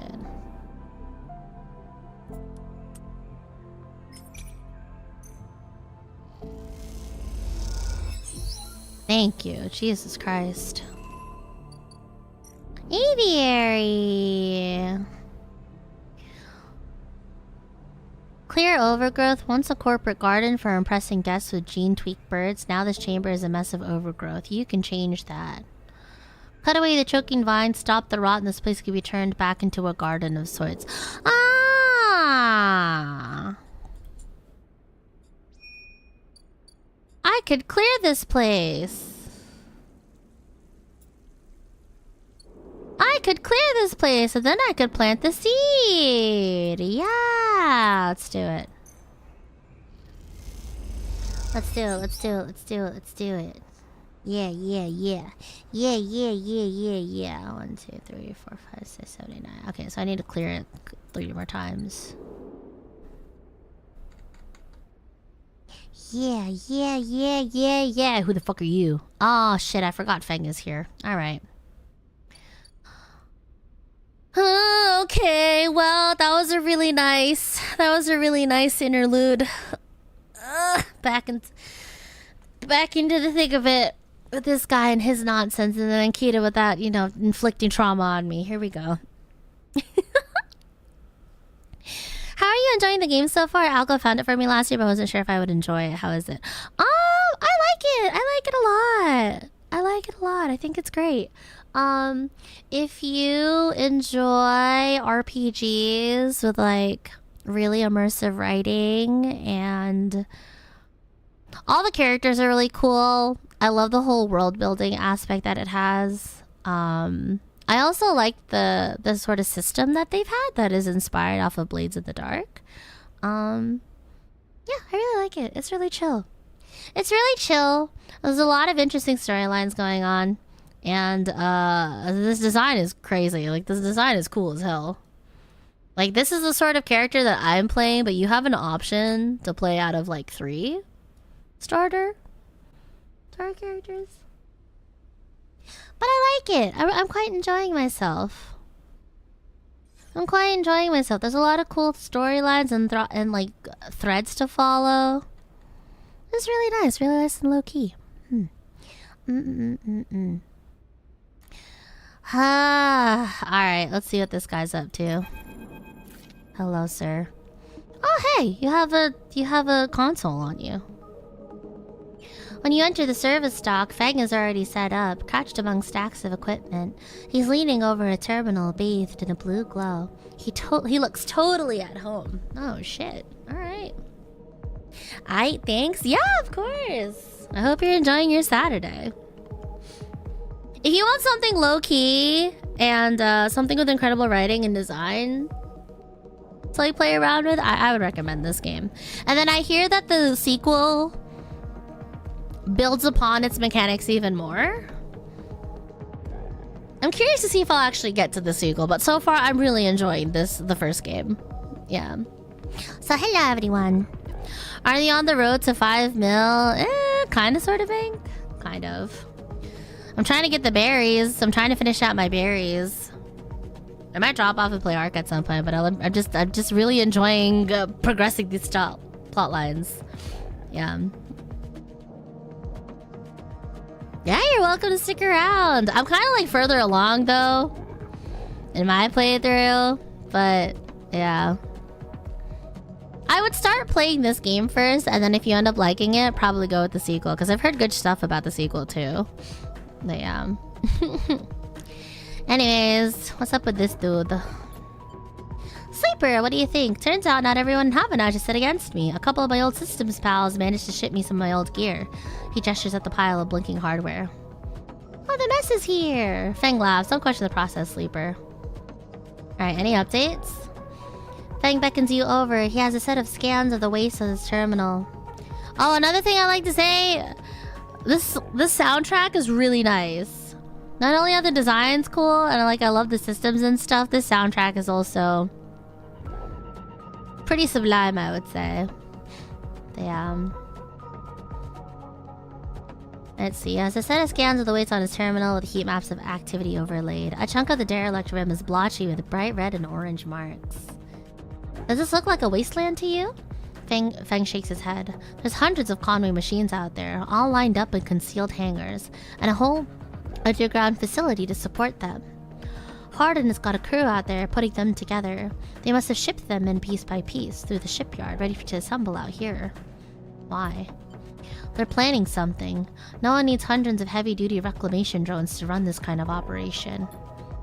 Maybe Hardin masked this whole thing as an effort to clean up the wastes, but there's no way this is about pulling scrap off the eye. Fang looks worried. And why is Conway in the mix? I bet no one in Havanage knows another corporation is setting up on the station. They aren't stupid either. These scans are the best info I can get. The wastes are cut off from the eye's cloud of networks, and the greenway is a total dark zone. No data can come in or out. We can't hack them? We can't from here, he turns and winks. That's why I'm gonna pay them a visit. Bitch, who are you visiting? Excuse me? You better get yourself killed. How? You forget, Havanage comes in and out of there all cycle. I should be able to get in, as long as no one I know sees me. But I need you on the outside to help disable security systems and cut me a pathway through.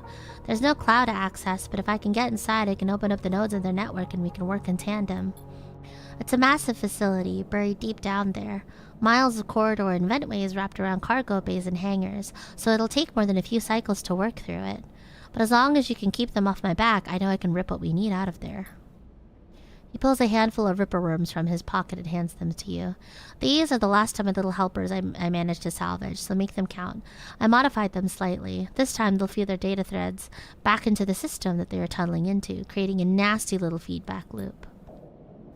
Rerun it just like you did with the agents. Hack the nodes I pinged to locate the ports for the security system, then slot the worms in those systems and let them go to town. Points to a fuzzy silhouette of the buried facility on the terminal. Here's the entryway. This is where you can get access and slot the first worm. That'll fry the perimeter systems and get me past the first cordon.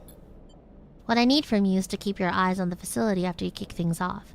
You see me pop up a security system, a server bank. You need to break it and slot a ripper to disable it as soon as you can.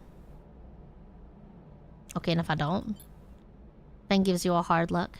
You miss a system, you wait too long, they're gonna find me. Simple as that. He clasps you on the shoulder. I need you focused on this one, so I'm going to let you fire the starting gun. I won't go until you slot that first worm. I'll leave a tracker running on the terminal here, so come back here if you want to see my progress. He affectionately pats the top of the screen. This sounds risky. Risky? This is audacious, at least, he grins. Would it be worth it if it wasn't? Fang gets up. It's all in place. You just need to make your own preparations and slot that worm. He stretches. But don't wait too long. I'm getting bored of all the sneaking around. Once I'm inside, I'll get the proof we need to end this whole thing, no matter what.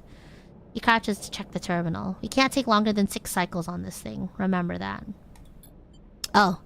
Well, I'm glad they actually give me a, I'm glad they give me a timer. 6 cycles? I know exactly how to fuck around. I mean, optimize my time. Smile.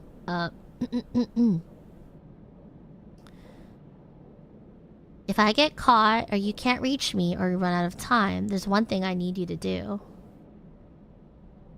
What?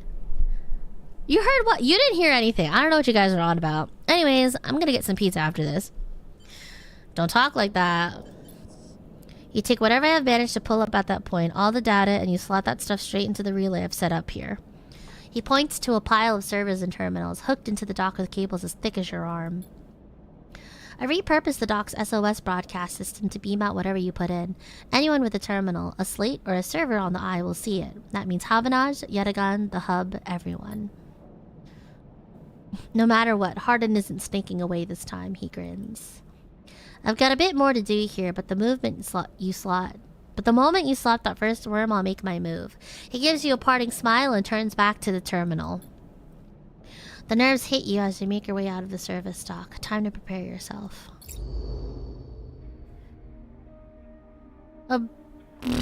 Alright. Well, okay. I guess. Alright, sure. I mean, what the hell, sure. So, like, where do I need to go then? Is it not on this side? Oh, this place is dark as shit.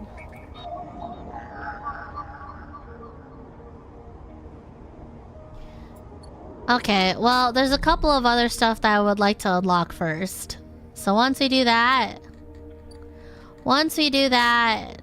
I'll be good to go. Okay. So Fang is prepped. I'm gonna have to prepare myself to deal with Fang's nonsense. But I do want a little bit of closure on whatever the fuck happened with Ankita. Because, like, what the hell was that? What the hell was that earlier? Why did she do that? Why did she kill them? You know? Like, what the fuck was that about? Why did I have to be traumatized for that? Like, that was ridiculous. I don't know. I can be the new station DJ. Oh, true! Yeah, this just in. This latest track. Hardin being a piece of shit. Alright, hold on. I want pizza. I'll be back. Bye.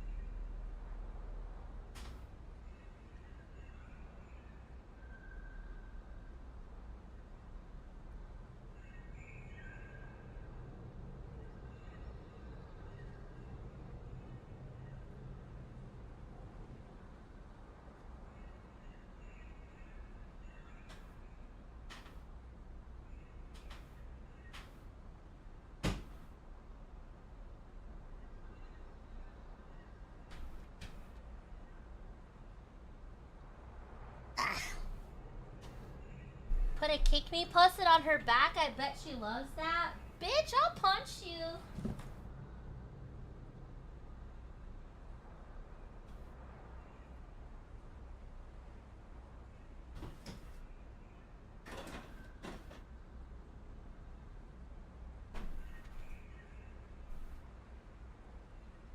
You guys act as if I can't read this chat. You guys act as if I'm not just 2 steps away from the kitchen and 2 steps away from beating your ass in Minecraft. Hello? I know you're not talking about me. You must be talking about Ankita. Excuse me. Alright. Anyways, let's go get some answers. You spot Ankita on the track to the farm stack. She has a box on her shoulder and is working way down the slope. She sees you as she approaches. Hello, I would like answers, please.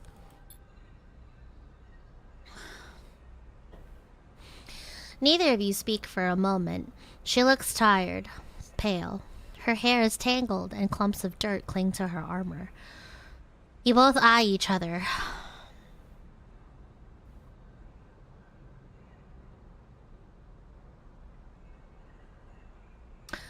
Am I speaking up first or am I letting her speak up first?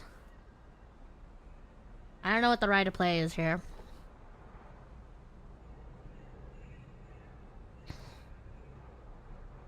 Whatever, I'll call out first.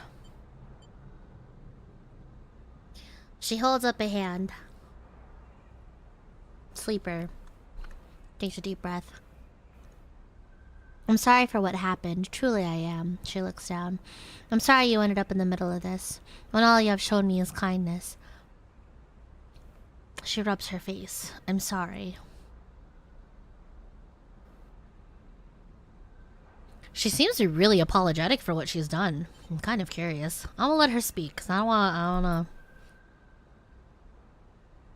don't know. For that sleeper that... She stares at the floor. I'm sorry. She looks up and away, not meeting her eye.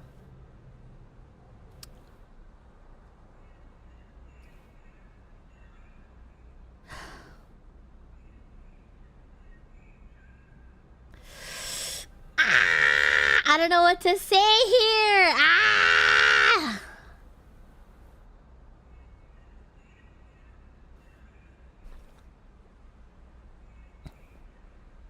I kind of want to say number one. I want to say that it's okay because you probably had your reasons. I just want a fucking explanation.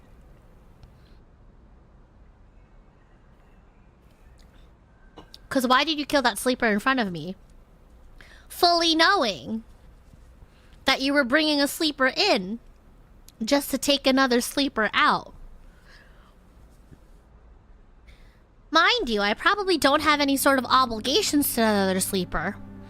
However, I feel at a bit of conflict. Like, what's to say she's not gonna do the same shit to me? I want to forgive her because she probably has her reasons, but also like, what the fuck? You know, like...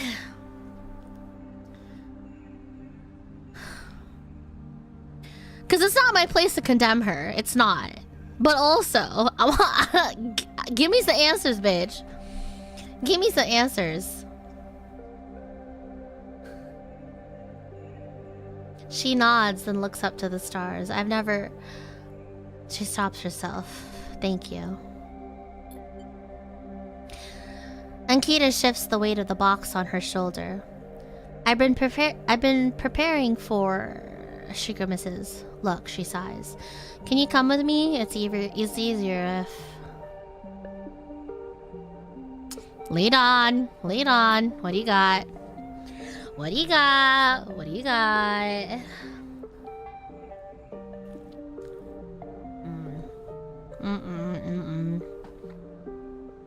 It probably did have nothing to do with me, but also I don't know.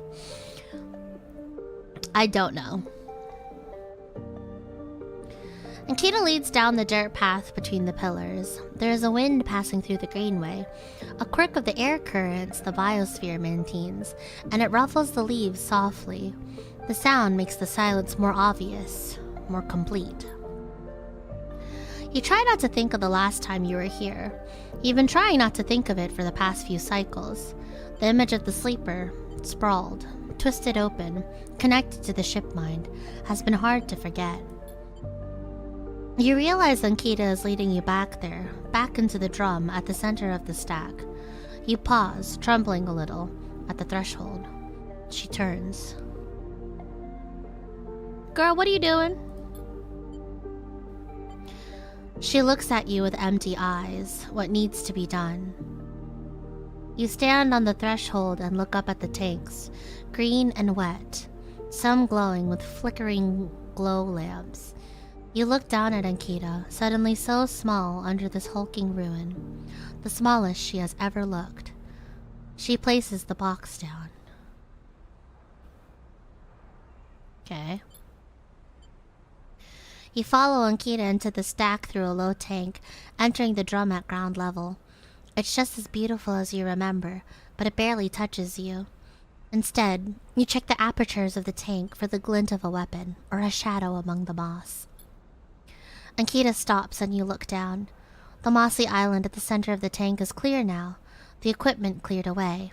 In its place is a mound of dirt, loosely covered with moss. Ashton's rifle stands straight, half buried in the dirt at the grave's head.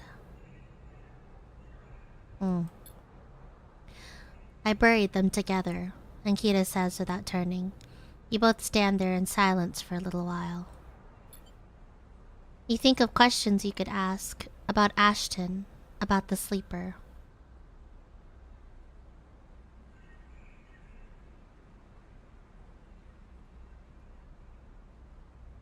Was the sleeper dead? She takes a moment to respond, and for a moment you think she won't, but then the words come gushing out. Their body was long dead. That much was obvious. After you left, I checked them, but there was nothing. No signal, no function. The ship mine was the same. Dead. I don't know if Ashton's plan would have worked. He seemed desperate, but that doesn't mean it wasn't. She pauses, unsure how to continue. I don't think he was lying, but you have to understand. I've had crew members double-cross me, undercut me, rat me out. That's the business. He wasn't a good person. None of us in this job are. And this is how we die. Alone. I'm sorry they had to die too. She stops, not sure what to add. It seems like she's reaching out for something, but she can't quite get there. You feel that gap between you, and as you do, it widens. The water drips. The moss trembles. You both stand in silence for a while longer. You both feel it. Life creeping back in. The silence ending. Ankita shifts her weight and then starts to walk out. You follow her, suddenly eager to be back out in the open space of the greenway, to be away from this place forever. You stand outside and breathe the fresh air. You stare at the green leaves and the stars wheeling above them. That's it, says Ankita, from somewhere behind you. You try to think of something to say but can't. Ankita puts her hand on your shoulder. You turn your back to her. At least take this. She forces a handful of cryo chits into your hand. It's what I owe. She looks at you desperately. You look down at the metal bars. Ugly little things, you think.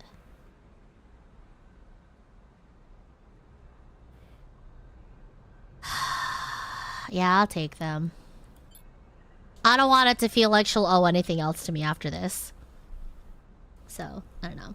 She's not specifying she's not planning to murder you. I don't think she's planning to murder me. I think what happened, now that I've had time to process it, is that that whole thing was just a tragedy. I could tell immediately that something wasn't right with Ashton. Ashton was holding on to this sort of like, not really hallucination, but he was desperate. And that sort of desperation kind of clouded his thought. And Ankita, you know, as a mercenary, you don't get this far in life trusting everyone that you see. And so, yeah, tensions were just a little bit too high. People started making one too many movements. I might have fucked up somewhere in the middle of that too. Very clearly, Ankita... I have a feeling Ankita wanted to help Ashton, but Ashton seemed to be too far gone with whatever he was trying to accomplish here. And so in an act of self-preservation, Ankita just put a stop to that whole thing. You know? I don't know. She'd have to be a crazy fucking actor to pull all of that off and then kill me too. You know? So I don't think she's here out of murder. I think she's just had to deal with a lot of stuff.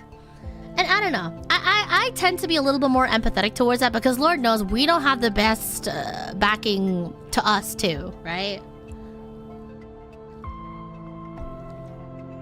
You can't survive in basically a desolate wasteland like this off of pure goodwill. You kind of have to do what you gotta do to survive, you know? It's not always going to feel nice. So yeah. You take the chits and turn without saying a word. You continue up the track and she does not follow. As you walk up the rise, the wind picks up and the leaves shudder. You walk faster, trying to outpace your anger. The chits are heavy in your pockets and you hate them for reminding you how little a life is worth. Holy fuck. We got the bad end! No! I wonder if there's a way for me to change that. I must have fucked up, dog. I must have fucked up. I should have went in alone and checked that Ashton was okay. This sucks. I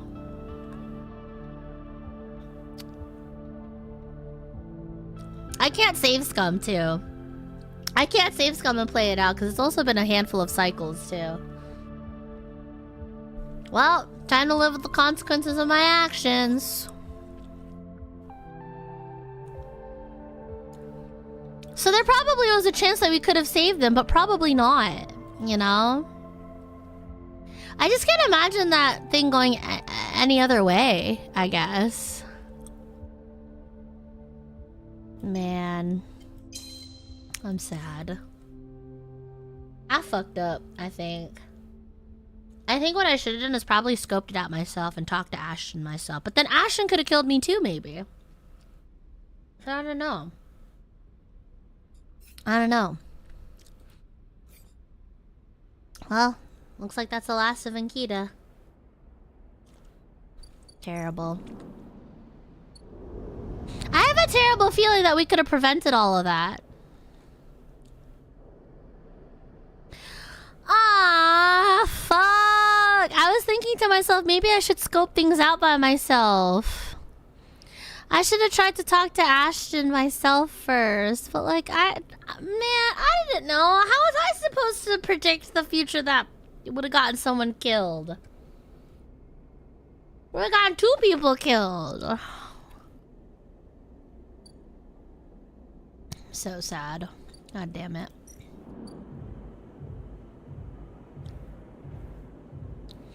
Turns out the compressor's owners are local gangsters. Now Ethan has to work off his debt if he wants to keep breathing.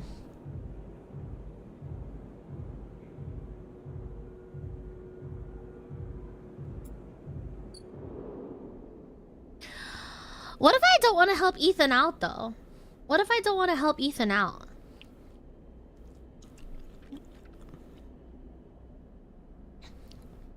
As I said, you don't survive off of sheer goodwill. I can't be sticking my neck out for everyone, especially if everyone wanted to kill my neck first. You know? That don't really make sense. I'm thinking.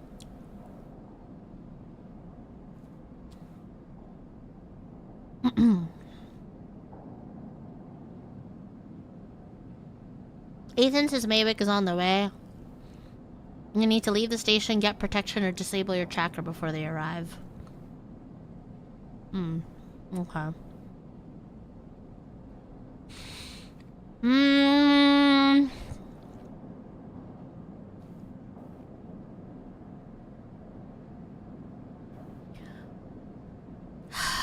I have the time to be able to knock this out to get my tracker off, maybe. I have 2 stabilizers on me and a shit ton of money as well. So if I get all of my dice back, I clear out the Fang's nonsense with Conway, I have him disable my tracker. I don't have to worry about this, and I don't have to worry about Ethan. And then maybe if I have time in between cycles, I can help him out. Maybe. I'm just trying to think about why I would want to help Ethan, because I kind of don't. I have no reason to, really. If I help Ethan, it's to save my own ass.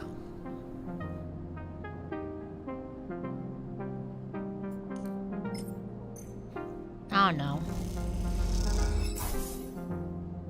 Alright. Whatever.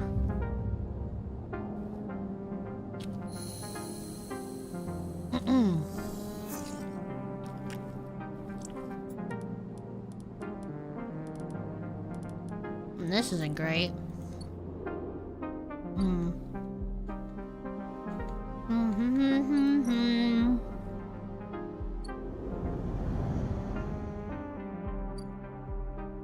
I'm not gonna do my reroll yet on the off chance I need these in order to do the hacking. Alright, let's help Fang. Let's do it. Let's start it. Let's help Fang, and then once we're done helping Fang, emphasis cycle should be done, so we'll be able to treat ourselves to some yummy, delicious mushroom once we're done with this. Alright, let's get it. Boom.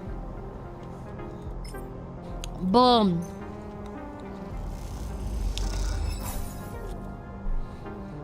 The worm tunnels in and starts looping data through the node. The comedy facility opens up to you. Godspeed, Fang. Alright. Nice.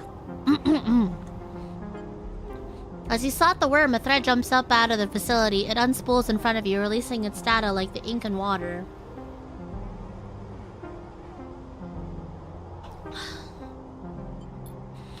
Sleeper, Fang's voice crackles through. Moving in. Nodes, then ports. A whir of interference. Slot the worms. Timer starts now. Stay safe. The thread dissipates. You're on your own now. Alright. Bypass. Okay, nice. Anything else? Consec, port F. So first layer security, a ring of doors around central facility. Open up. Alright, cool. Sick.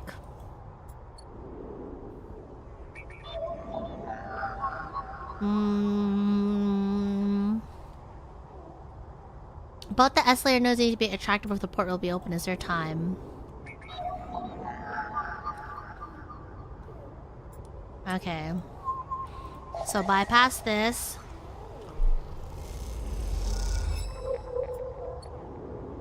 Bypass this.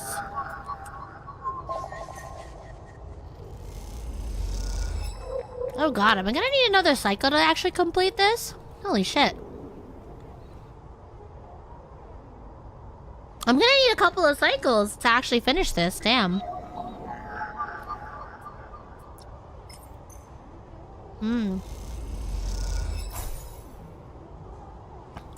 Okay, nice.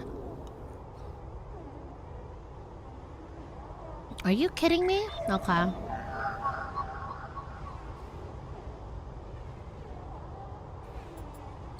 Okay, so I need that.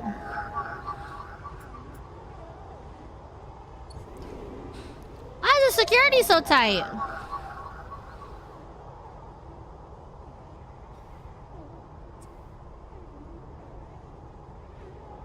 Well, I can do this.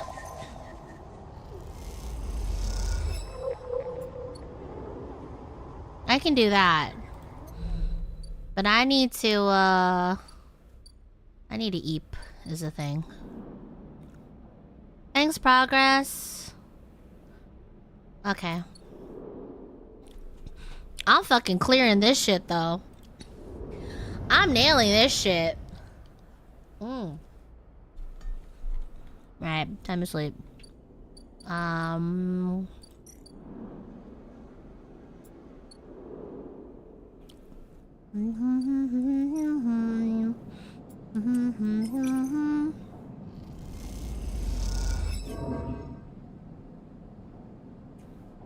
Okay. End the cycle.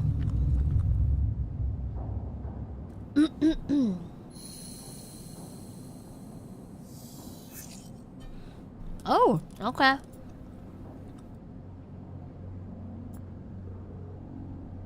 I don't remember the shapes that I need.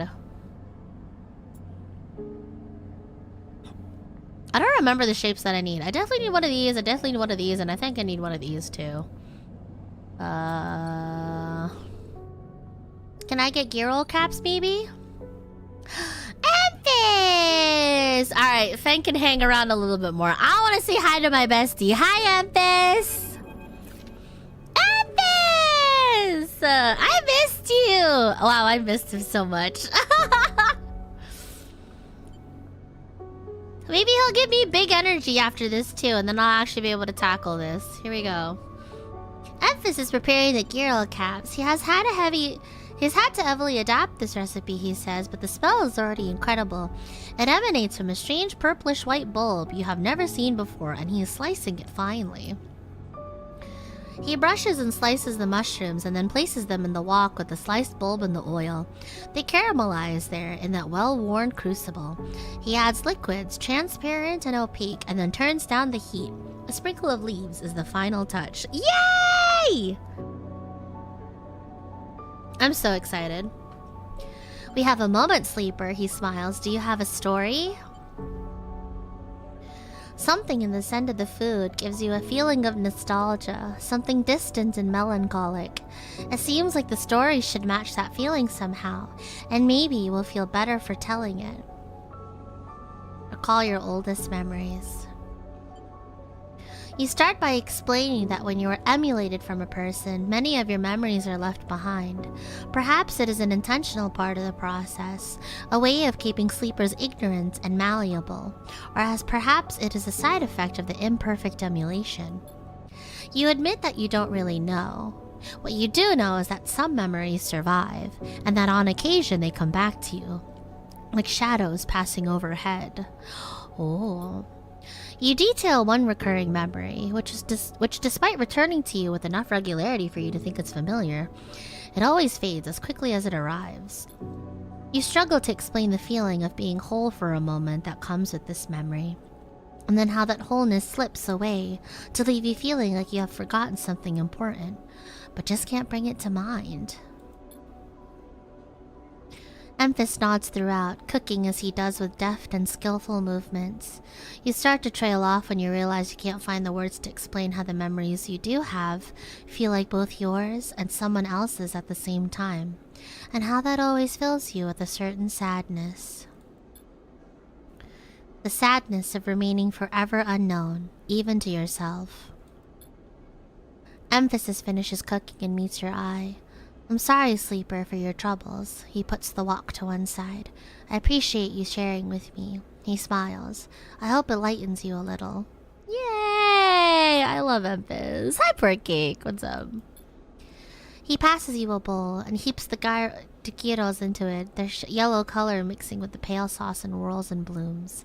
Eat. The dish is delicious, filling. It warms you as you eat in a way you weren't even sure your body could be warmed. It is a small mercy, you think, that Essenarp left you this pleasure. Many of the features of frames are there to simulate human experience. You know that much. Emulated minds cannot be rewired, so the need for embodied experience must be met. That is why you breathe, even when you do not need air. Without that simulation, the sensation of drowning would be unbearable. Food serves another purpose. Your frame is able to metabolize it, to produce energy from the raw material. Vitamins and minerals are excess, of course. Your frame only needs raw power, so much is wasted. And yet, while you eat this food and feel that warmth, nothing feels wasted. It all means something to you. Aww, so sweet! Interesting, though. Hi, Key! Honestly, this game, the way they talk about sleepers, how they talk about their emulations, it kind of reminds me of how, it kind of reminds me of the similar sort of mechanic they have in Signalis, right? With their with the cute robot ladies. I forgot what their actual names are. But like all the Elsters and the Calibris and all of them, like technically those androids were emulations. They were picked off of like people part of that nation or empire. Right? And like cloning the human mind wasn't a simple feat there either. And they also had imperfections. And so even if the body is like mechanical or like something that's made, like for some reason, it seems to be an accepted fact around most fiction when it comes to cloning the human mind and shit like that, is that the human mind's really hard to rewire like that. And so rather than try to hack into the code, I guess, and just make something that is completely under your control, they don't even want to fucking bother with certain things. Like rather than actually try to figure out the system, they kept it as a whole, and they're like, okay. There's a couple of things we have to take care of, like hunger and breathing and so on and so forth. But aside from that, yeah, we'll just clone their consciousness and use that part as a network for our own means. It's like interesting, but also kind of fucked up. I don't know. That's cool though. That's cool though.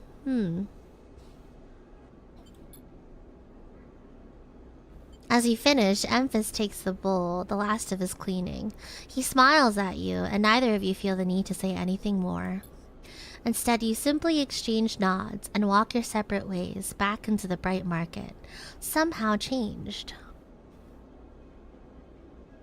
Another thing I also appreciate about this game and Signalis, right, is that despite...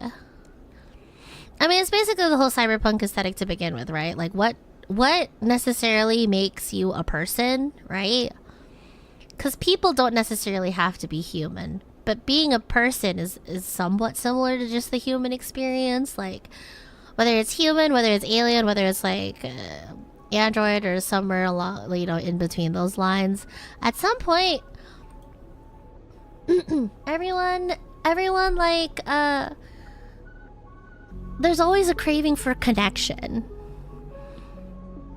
No matter where your origin story is, like, people want to connect, right?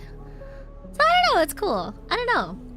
I'm like charmed by that sentiment. I think that's why I like a lot of the sort of stories that fall along these lines too. It's really nice. It's really cool.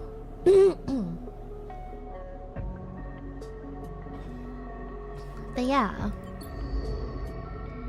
Oh my god, he gave me full energy! Let's fucking go. I love you, Emphas. I love you, Emphas. I love you, Emphas. Emphas mentions an old recipe for matsutake broth. All he needs are 2 handfuls of matsutake. He's not done feeding us! Yes! He's not done feeding us! I love this man. I really like this game. I really like this game. It's so sweet. Like, you have... Like, typically when it comes to stories that are set in cyberpunk or like the ruins of, like, you know, basically showing the consequences of late stage capitalism and shit like that, a lot of it tends to be desolate. But I feel like it's these sort of stories, you know, these bright sparks in the middle of it. It's like, you know, shit might be bleak, and yet hope will still always try to flicker in the midst of all that sea of sadness and shit. I think that's really sweet.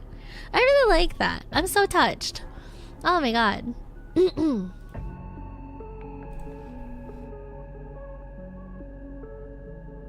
Hold on. I need one.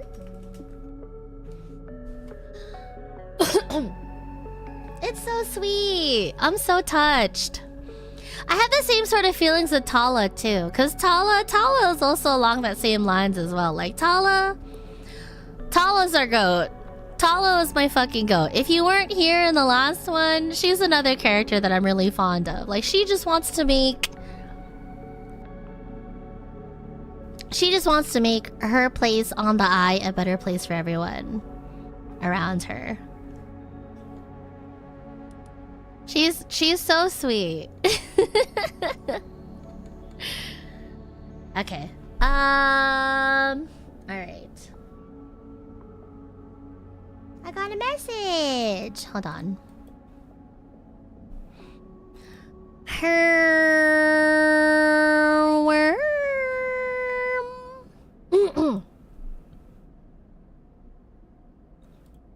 Okay, cool.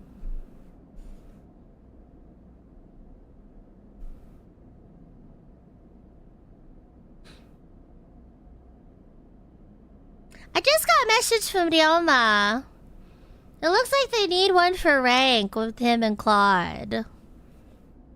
You guys would be down for Apex after? Once we help Fang hack the system? I'm down to play Apex. I wanted to play Apex yesterday, but Apex got hacked. But it seems to be okay now, so I'm down to get on for ranked. You do some ranked? Okay, cool.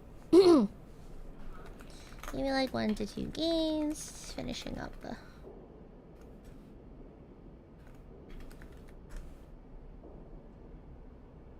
I knew he would DM you. I saw they were gaming. I saw that they were getting ready for their tournament. I didn't know they were ranking. Yeah, I'm down. I'm down to play Apex. Yeah, that's what happened yesterday. So basically what had happened was there was an active threat going on where people were like taking control. They were taking over. They were like controlling people's accounts through the game. They didn't find any evidence of it being an RCE exploit or shit like that, but out of an abundance of caution, I was just like, am I technically good enough to be in them lobbies? And, what was it? Is there a chance, is there a likely high chance that I'm gonna run into one of these freak-ass cheaters? No. But it's not zero. It's close to non-zero, but it's not actually zero, so like... God forbid I look at a cheater some wrong way and then they strip me of all of my ammo and clothes and make me walk the plank. So I was like, you know what? I'm not gonna play Apex. I'm gonna play Agree instead. And I was too fucking tired for Agree. But it seems... I saw another tweet come out. So for everyone else that was concerned about getting on Apex for the same stuff, it turns out I think they recently resolved the issue. So...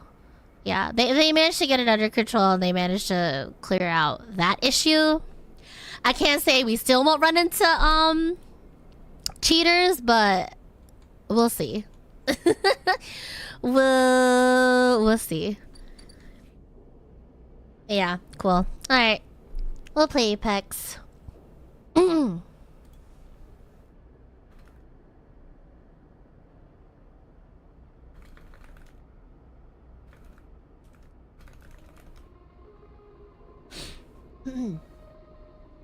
Let me ask if it's okay to stream though.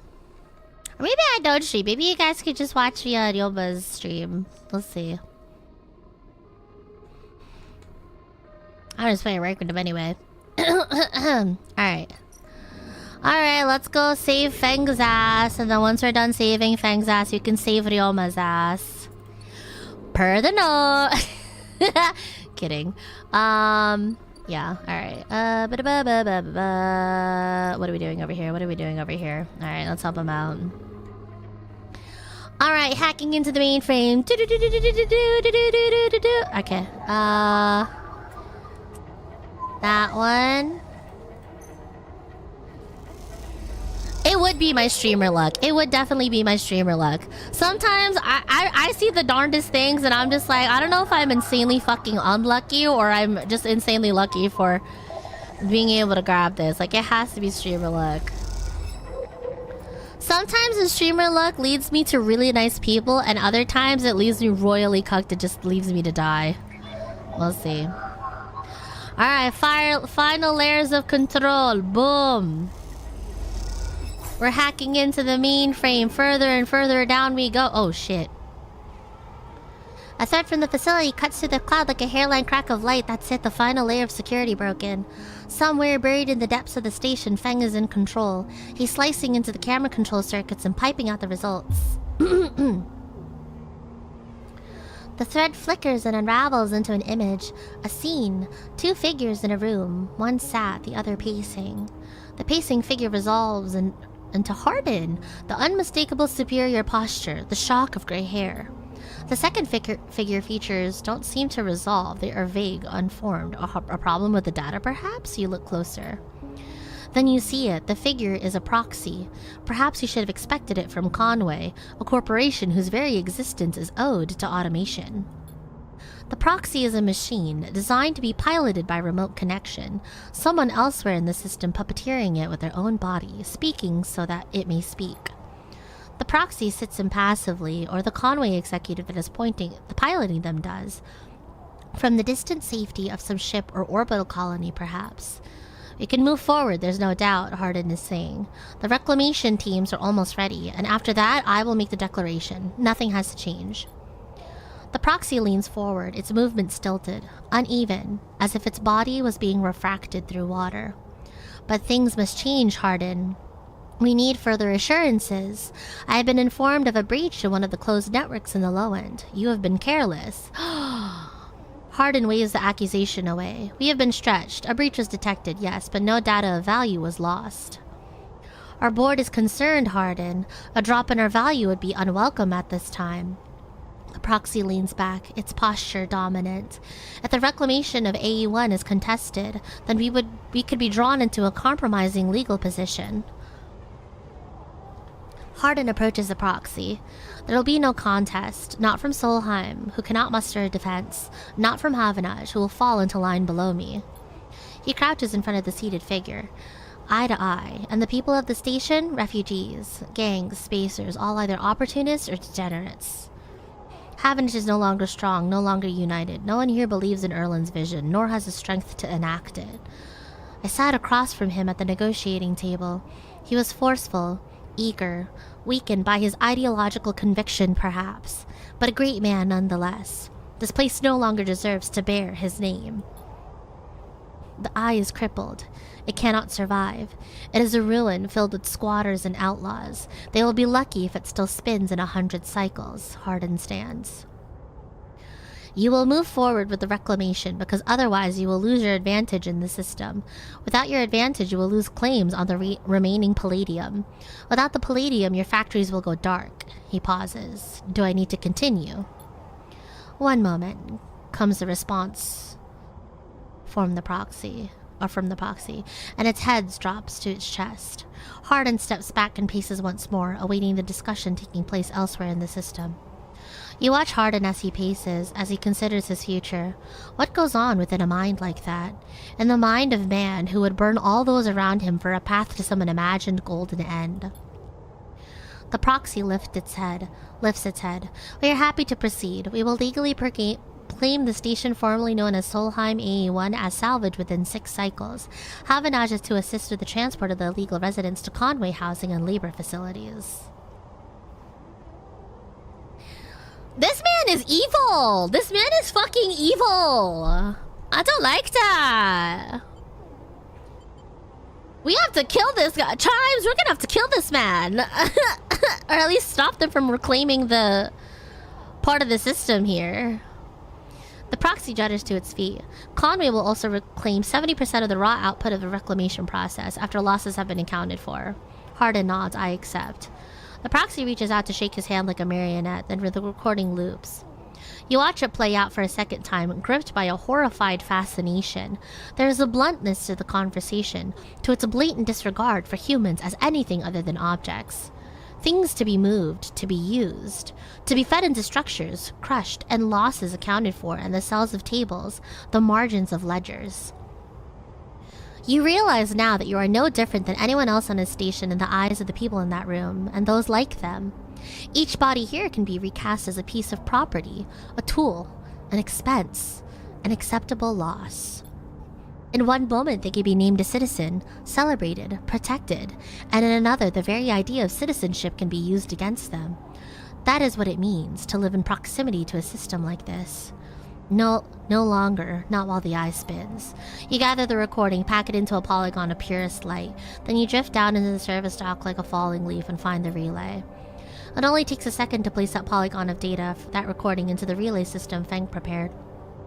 And then you watch as it bursts out, a web of threads, heading out into the black to every network device on the eye. Let them see what power makes of a man. Oh, wait! That line is hard as fuck! Let them see what power makes of a man. Oh, cook! Let them fucking cook! Oh, it's raps. It's raps, GG's.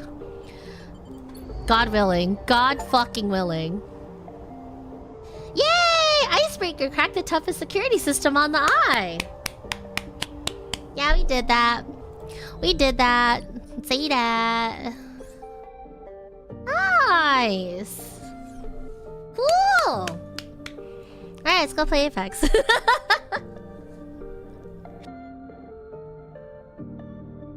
Alright. Yay! Cool. Buggies! That's really cool. Alright. Great progress today, Chimes. I wonder how much further we are into the story. I don't know if there's an actual end in sight, but I feel like this probably has to be like the main thing, right? Like disabling my tracking and stuff like that. But yeah, cool. We cracked him. We cracked their ass. Now we just have to wait for Feng to return, right? So now I just have to wait for him. He'll expose their corrupted asses. He takes the tracker off of us. And then we're scot-free. We're good. We're chilling, right? Probably not. I feel like there's something else that we're missing. But we'll have to find out more the next time I play Citizen Sleeper. But yeah! Yeah, I gotta make sure that I cut off my tracker and that they also can't, like, contact me about my extended warranty. I am curious if there's like something we can hack into to maybe stop. Actually, no. I think the way that the stabilizer works is that it's a lot more on our biological needs. But who knows? Maybe there'll be a storyline where we can actually rewrite the way our cells work as a sleeper, so that way we don't have to worry about having to take stabilizer. I doubt it though. I doubt we'd actually be able to finish that on the eye though. I feel like that sort of project takes money, which is obviously very, very scant on on the system. I mean we're living large. We got fat stacks, but I can't say the same for everyone else. I also don't know if there's going to be anyone willing to take on that sort of research, you know? Like, it's probably not that simple. Our reliance on stabilizer is probably going to be for the rest of our life, whatever that life looks like as a sleeper. So who knows? Maybe we can then talk to people that like can give us discounts on stabilizers, because I think currently we already have a good discount going. Like, rather than have to pay 100, we paid 80, and now we only pay... Now we pay like 64. So this is pretty good. That's pretty good. If it wasn't with the 20%, it still would have been 80, which is like pretty nice, you know. Man, I'm still kind of sad. I'm still really sad about the bad end. Oh fuck, I'm so guilty about that. I'm so sad that we got the bad end. That implies that there was a good end.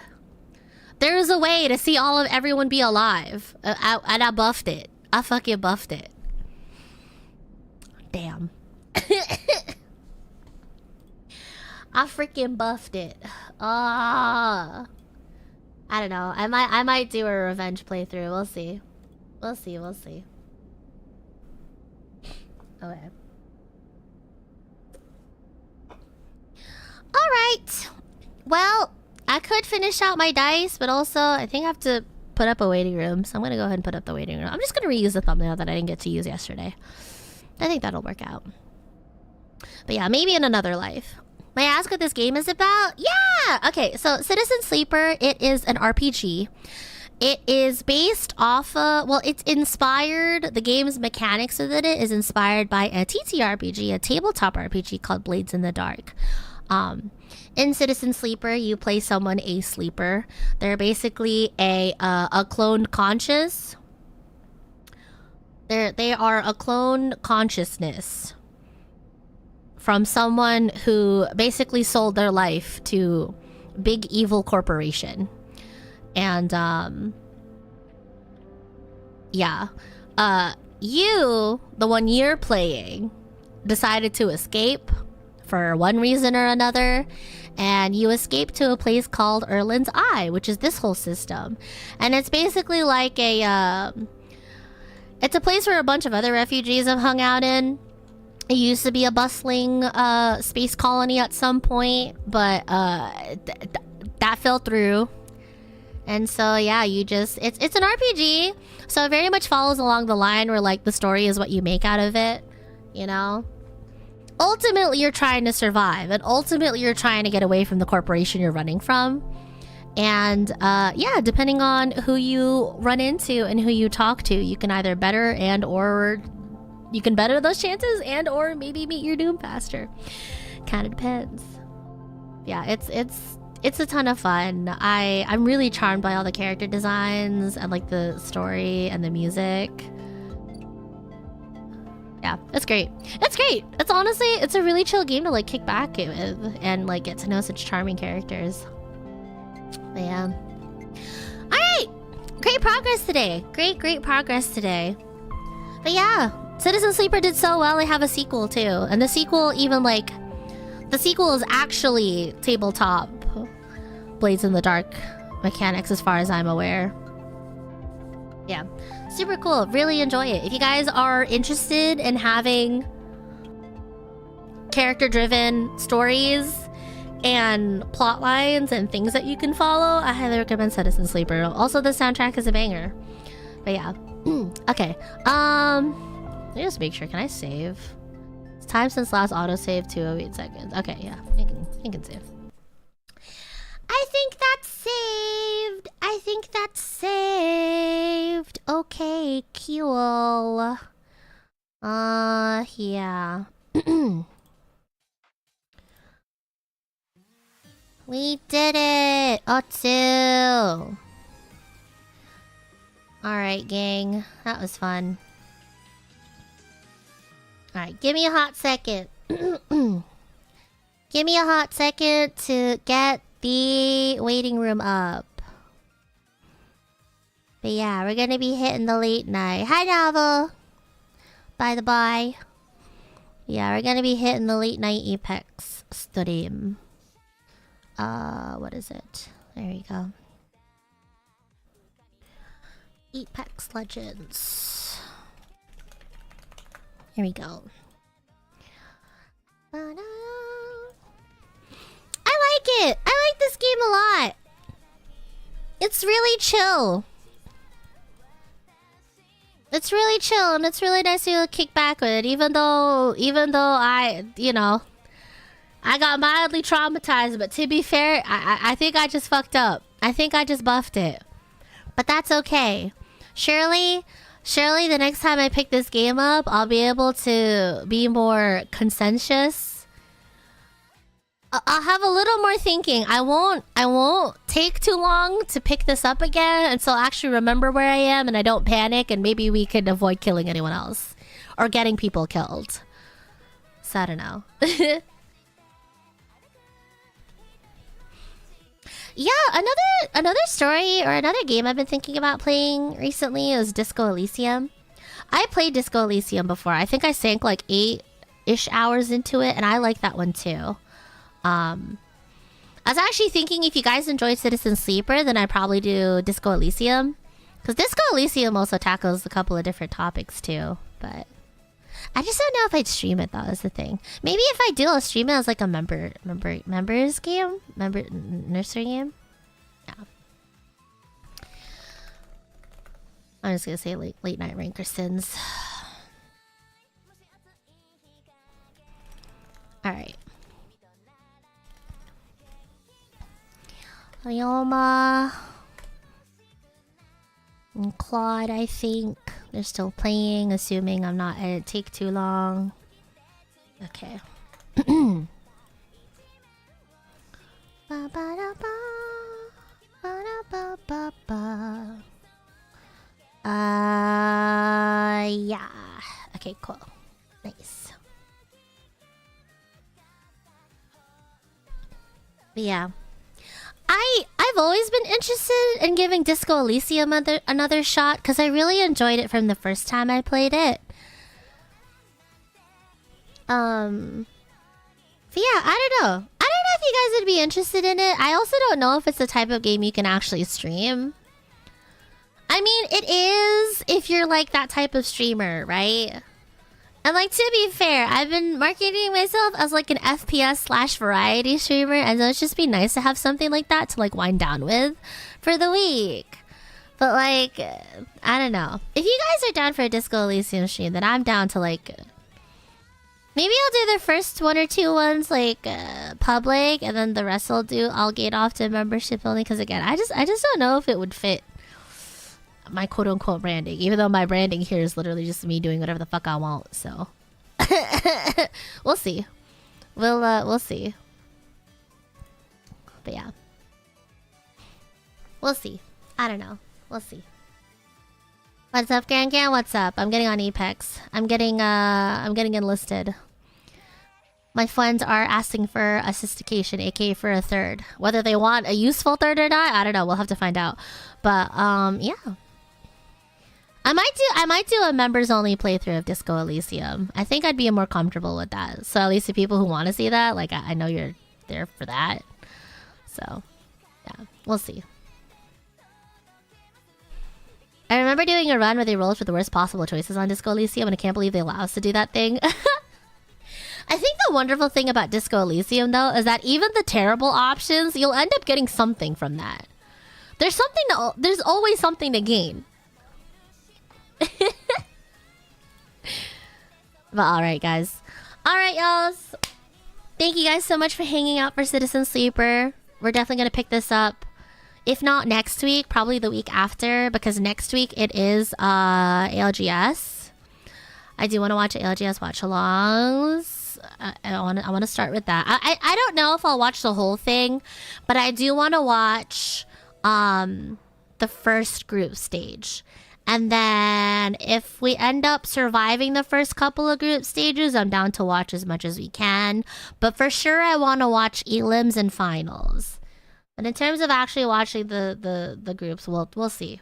We'll see about that. But yeah.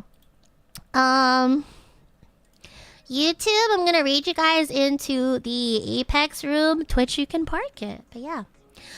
Thank you guys so much for hanging out. If you're new here and you like the vibes, remember to drop a follow. I dual stream to both Twitch and YouTube.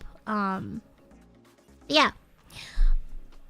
For everyone, I will see you in Apex. I'll see you guys soon. Otherwise, everyone else, thank you for hanging out. I very much appreciate it. Yeah. Thanks for hanging out. Very much appreciate it. It's always been a ton of fun. I'm glad you guys are enjoying this game a lot. I hope my voice hasn't been that obnoxious when it comes to reading everything. But, yeah. Let's see. Yeah. Alright. I'm gonna hop on Apex now. But yeah, Beru. Make sure you guys hydrate, eat, or sleep if you haven't already, okay? Thank you guys so much for hanging out. Thank you for all the subs, the resubs, the follows, the subs, the supers, the tips, and just for hanging out, for your time. Yeah. Alright. I'll see you guys for Apex soon, okay? But if I don't see you for Apex, I hope I'll see you guys for our 1v1s tomorrow, Sunday, 11th, 6 p.m., okay? I might put up a sign-up sheet. I might just take inventory of which of my nursery members are in chat. But yeah, I'm gonna be 1v1ing people with like a $20 mouse. I'm sure it'll go well. Yeah, Otsu. I'll see you guys in a bit. Bye-bye! Mwah!